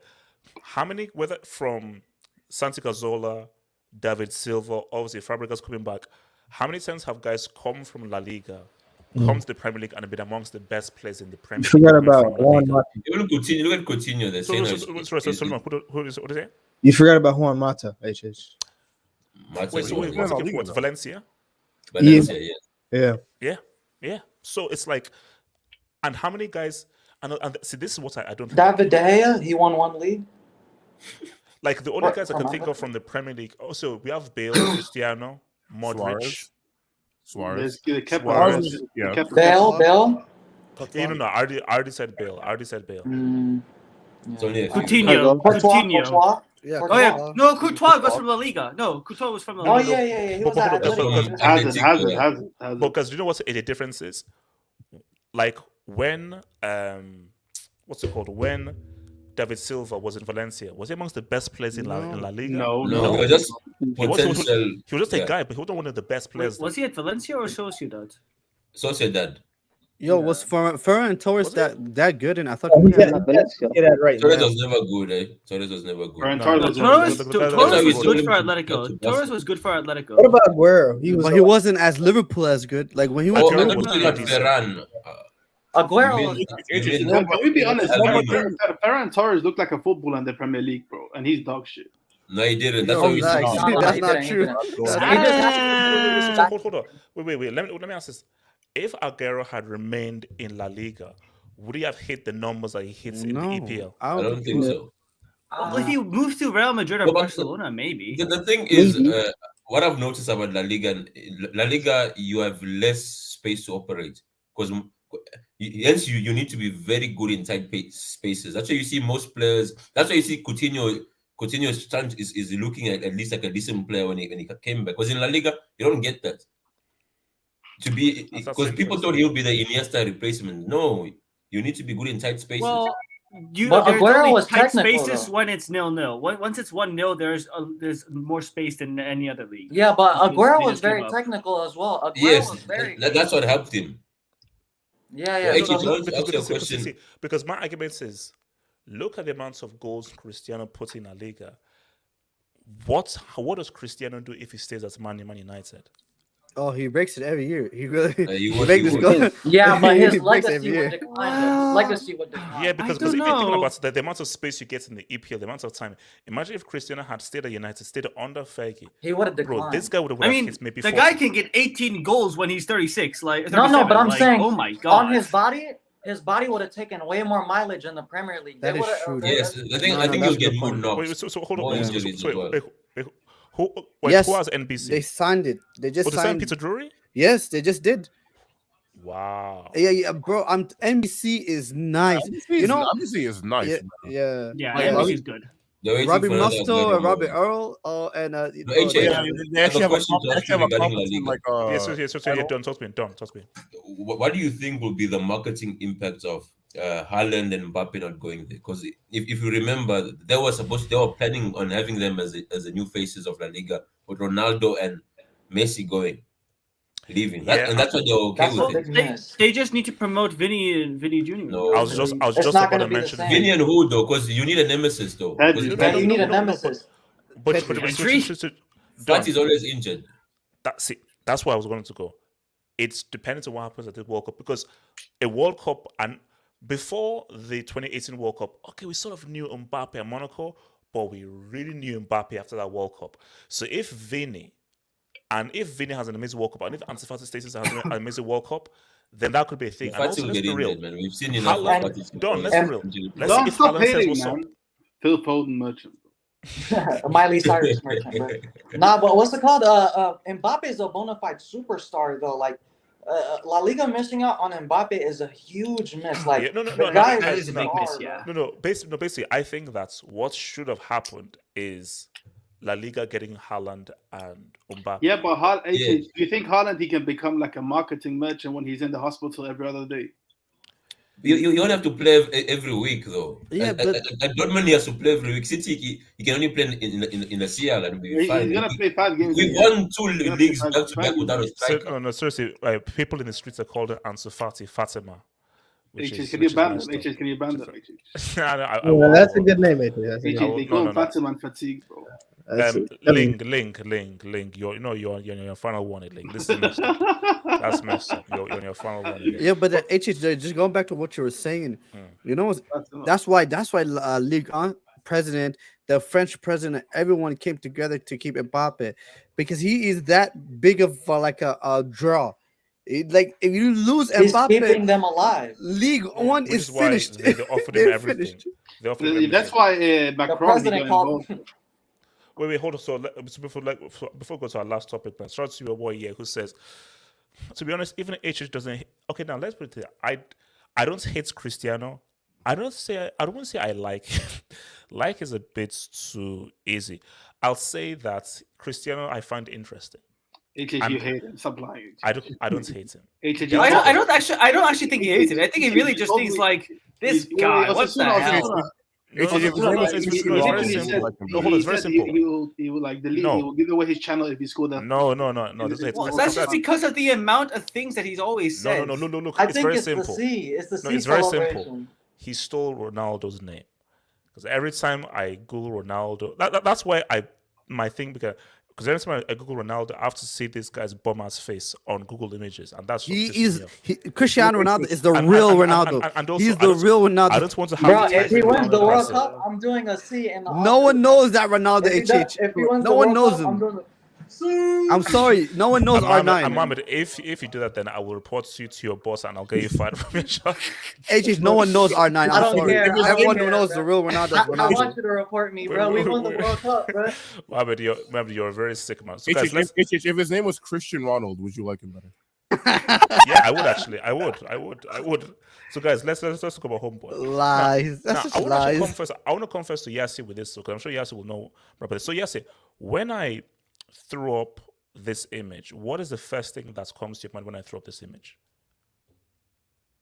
What are the first emotions that comes when you see this image? Offside. You know, a lot of United fans call him. He's our snake. He's a traitor, Judas, blah blah blah.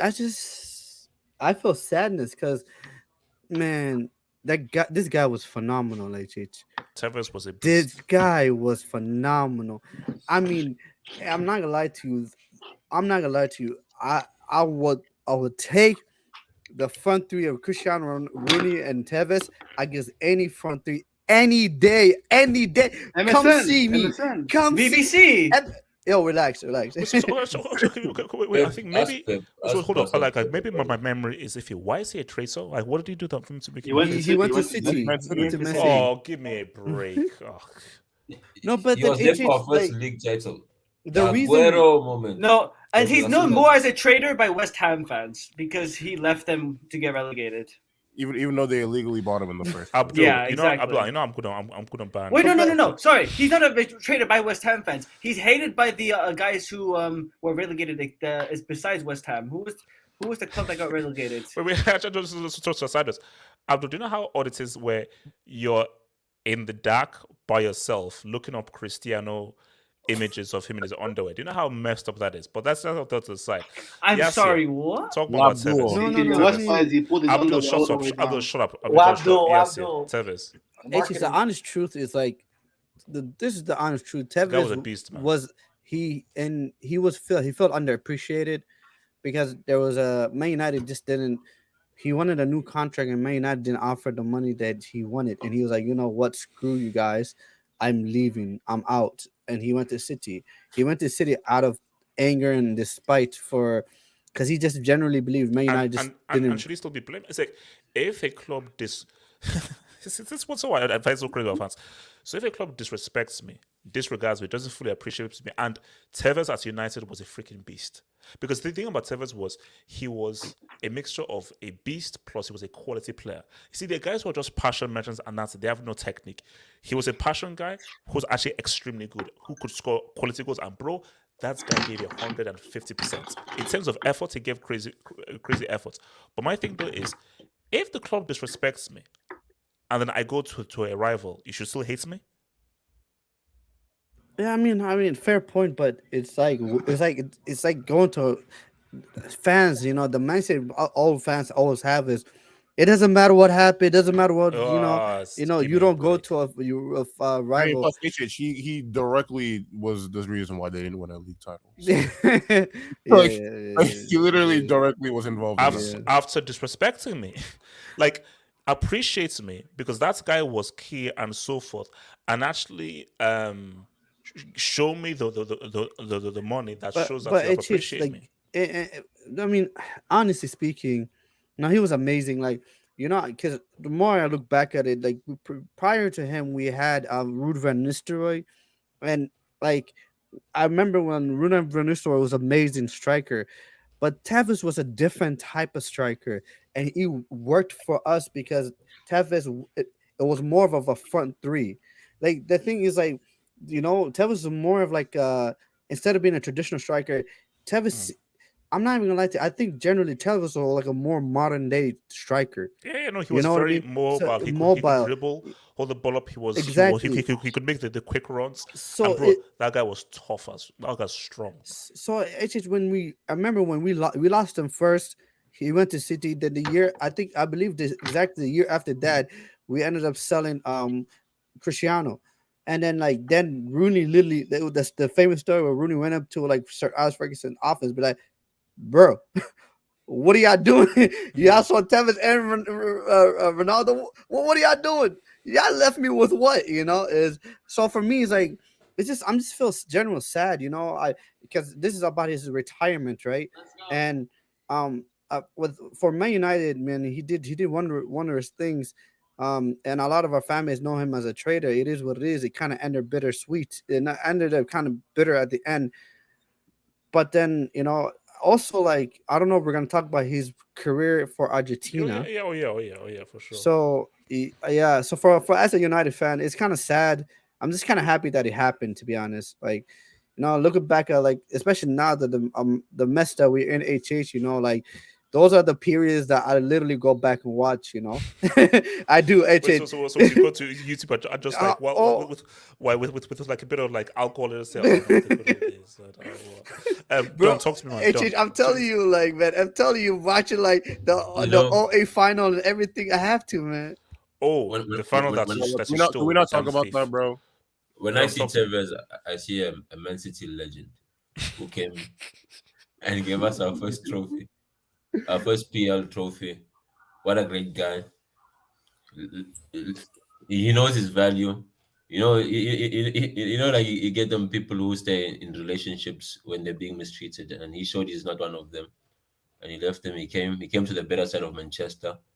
Won us, gave us great moments, and it's so sad. It's so sad that he has to leave for such a guy who gave a lot to the club of his heart. What more can we ask for? Wow. Tevez, man. Nobody can deny the talent that Tevez has. Oh, okay. Here comes the bot. But bro, this guy was a diva, bro. Because like people mentioned his United career the way it ended, bro. Didn't he also have trouble at City with yes, he refused to come on when Mancini asked him to play. And he refused to come on. Didn't he spend like 6 months in Argentina, like in a golfing course? No, he didn't have a visa. You're just stuck. It's got nothing to do. But as a player, though, he should have faked one like my goal, Ronaldinho. Yeah, easy. But like, I mean, nobody can deny his qualities. Like, I remember him for his pace and his finishing. I mean, obviously, I didn't watch like as much football back then because it was a bit earlier. But I mean, like if he didn't leave United and like let's say that whole drama didn't happen, I see United winning more like Premier Leagues like during the like end of Ferguson's tenure at Man United. So I mean, I think he was a big miss for United and like quality striker, good for Argentina as well. So I mean, let me ask you guys this though. Like, you see, for me, I said again, Argentina not winning the World Cup because I don't trust Lautaro Martinez. Pick Tevez in this Argentina team. They're cooking, bro. They're cooking, man. But they have Alvarez, though. Trust me, he's gonna cook. Forget Martinez. Alvarez isn't Tevez. Alvarez in Tevez. No. I don't think Tevez in Tevez, bro. No, I'm talking about forget Martinez. They have Alvarez. He'll be preparing. No, but I'm saying this Alvarez. This guy's from the road. I'm talking about Carlito Tevez. They thought because he scored 6 goals against Castagna FC that he makes it, bro. Dude, Ferran doesn't score against even people from the road, so I don't see where. He's like Castagna. You guys are Ferran. Like that guy almost dribbled himself against Portugal. No. But Look, we're reporting you for fraud. But that was a fraudulent transfer. So Osuna Tevez. Wait, you skipped me. No, I'll come to you after Osuna, and then I'll come to you, SK. Tevez. Tevez is. Can you actually go to him and text someone right now? Okay, SK, go for it. Osuna, who are you? Let's not even get to that. Relax. I'm sorry. Honestly, though, no. He's in Texas, so he's like 6 hours behind or something, 5 hours behind. Go for it. HH, honestly, I will say this right now: if Tevez stays at Man United, Fergie, deadass, could have done 7 in a row. Because people forget this. Fergie was 2 games away from winning the league 7 times in a row, and if he's there, I honestly think he could have done it. So, I think Tevez was a very big loss for Man United, especially because he left in the same window as Ronaldo, I believe, And honestly, I think he would have been able to keep Man United in title contention even after Ferguson had left for a couple more seasons, to be honest. Oh yeah. He was on his day, he was a really, really good player. He did big things at Juventus too, because I'm pretty sure he was there when they made the UCL final again. And he was a very underrated player in my opinion. So Yeah. No. Look, for me, as I said again, like United messed up not keeping Tevez. Like that's it. And I remember the time that I felt like these guys they're not appreciating what this guy is. And I just think the thing about Tevez is he is not a guy that has a kind of superstar kind of a quality, because he's like a very like kind of blue collar, down to earth, work hard kind of guy. But the beauty about Tevez is how you have guys who are just hard workers like Mount, hard worker but no quality. This guy was a hard worker, but he was actually quality and actually scored amazing goals and actually could do like amazing things and he actually pretty much creates goals by himself, but as an individual. So literally, he is, because normally you don't have like the luxury quality player who doesn't work hard, or you have the hard worker without quality. But this was a guy who actually had both, So which is a very, very, very, very potent mix. And I just feel like if guys did not fully appreciate him, because someone said something about the Argentina thing, which I'll get to, which is interesting. So let's see, from your boy Casey. Shout out Casey. No one wants to watch Mbappe. Liga ratings were on a nosedive pre-2021. That's when Messi joined and ratings improved. Guys, are we saying that Mbappe has no fans? PSG ratings. That doesn't make any sense. Like Mbappe doesn't play for every league odd team. Unless man has the stamina of. Actually, I don't even have a good analogy for that. But basically, yeah, it doesn't make any sense. He doesn't play for all of the teams, so. Mbappe made PSG. Mbappe made the league on like a bit like on the map. Messi like really made people actually watch it. I think Mbappe is league on. Well, him and Mbappe made Neymar. People watch PSG in the Champions League. Exactly. Messi made people watch League on. People just watch the Champions League. Honestly, it would make more sense to compare the League on matches that PSG are involved in compared to those same teams when they play other League on teams. That comparison makes way more sense than just saying League on as a whole. Shout out to your boy George Lyle, who says difference players equals difference league. 5 years max, not 15. So I think it's obviously in relation to the whole domination thing and stuff between EPL and the league. For me, I was like using 10-year periods personally. What is it? Oh, sorry.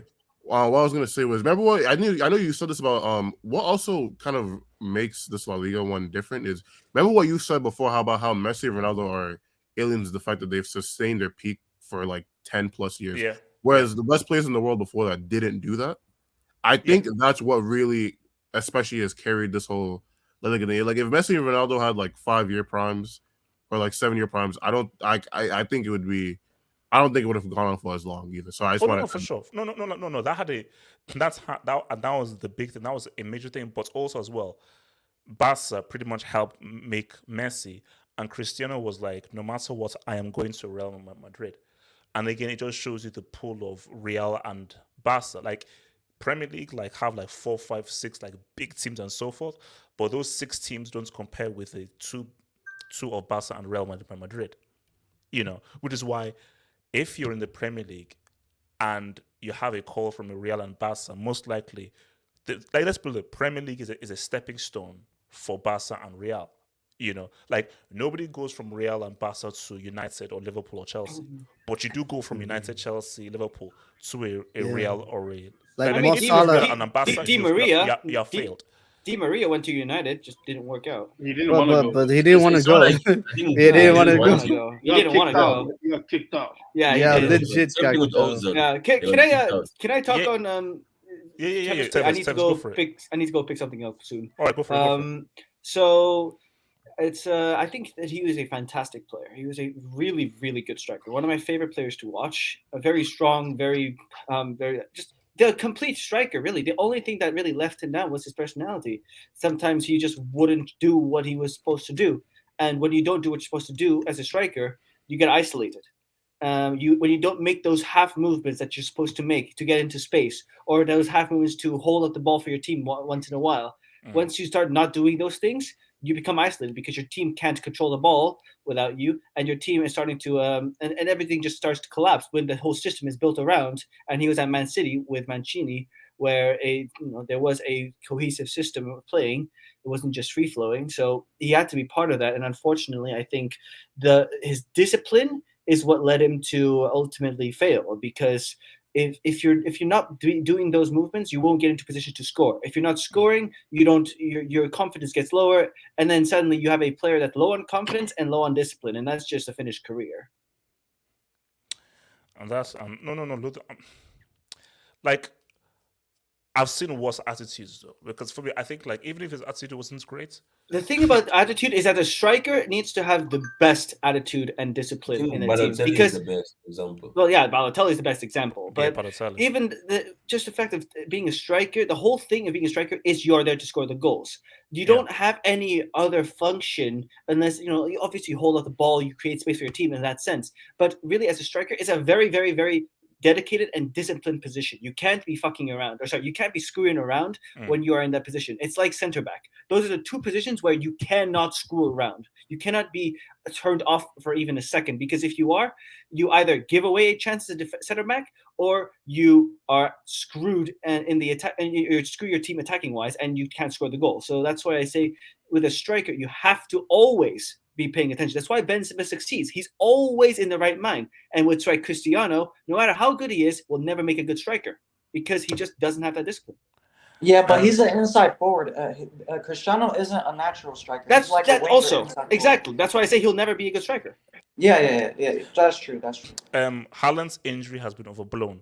His injuries were on his hip flexors. It wasn't anything serious like a knee or an ankle. Hip flexors can be fixed. So Abdul, why are you hating? That's false. He's had ankle injuries as well. Because they're Ferran as one of their forwards. Done. I'm willing to make a bet with you live on air. Done. Yes. If Haaland scores more than 15 goals in the Premier League next season, I will buy you a Manchester City shirt with Don Smoke on the back. But I can bet it myself. That's not really a bet. Well, yeah, but I'll take it. Abdul, put some. Abdul, I know you're rich. Abdul, I know you're rich, man. And I know you're in that Manchester.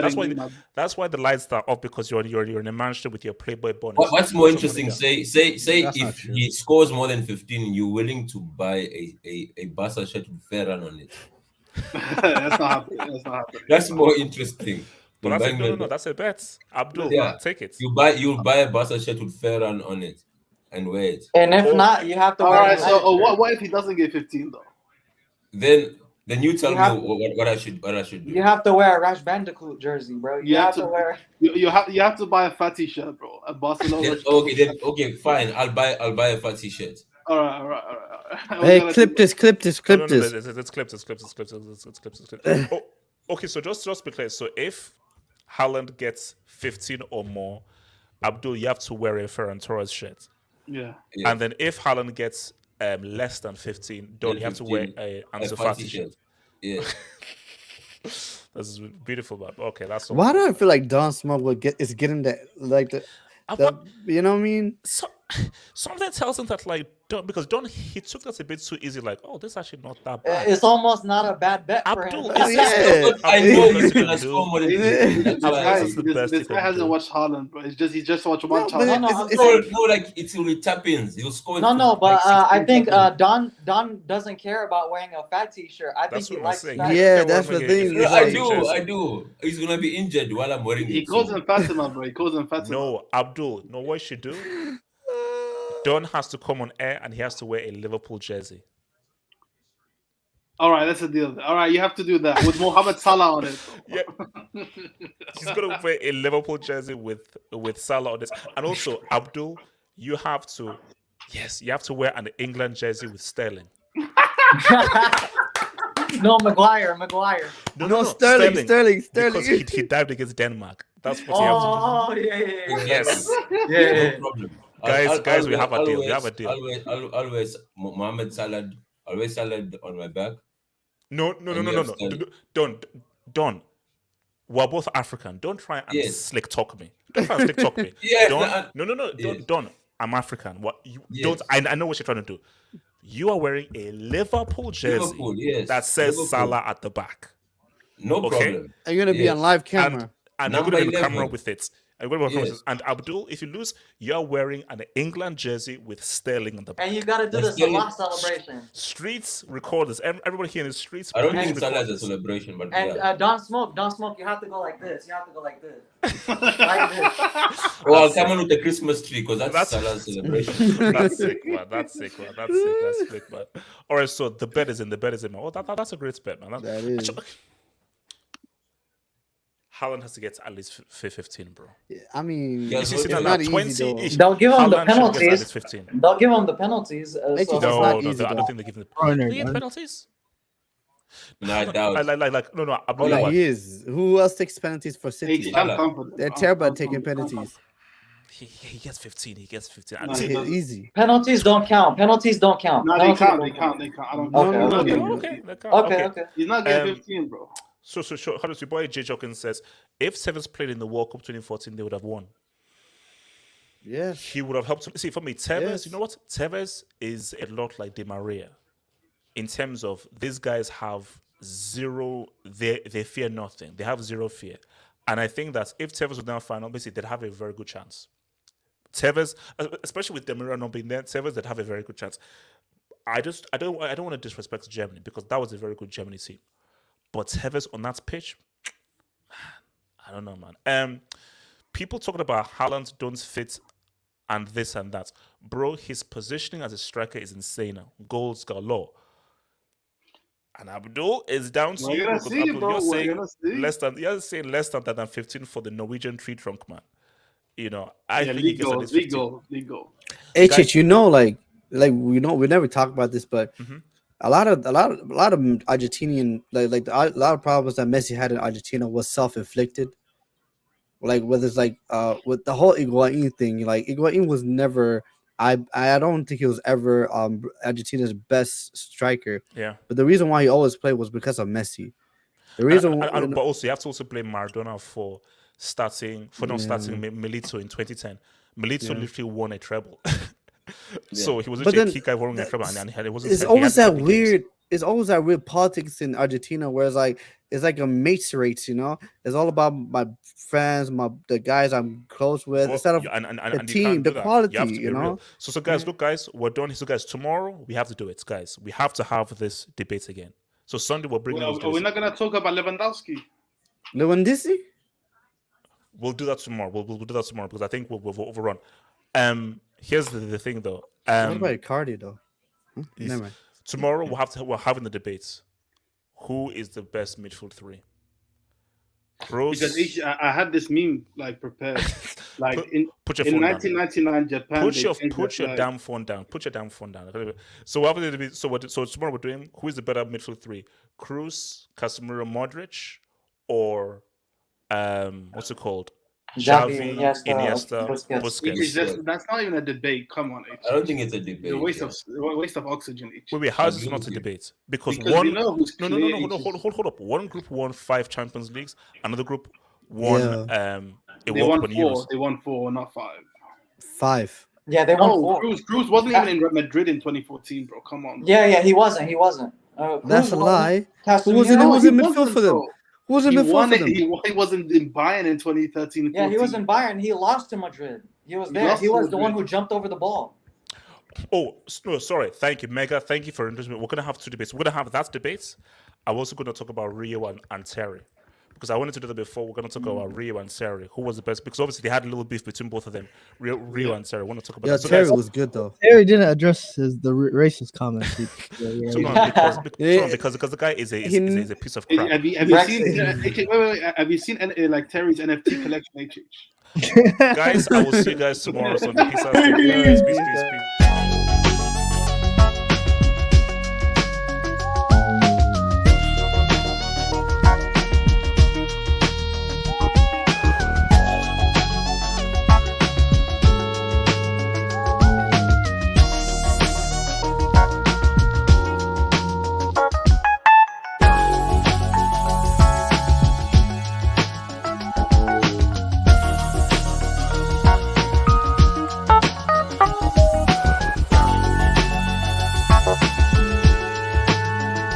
Bye.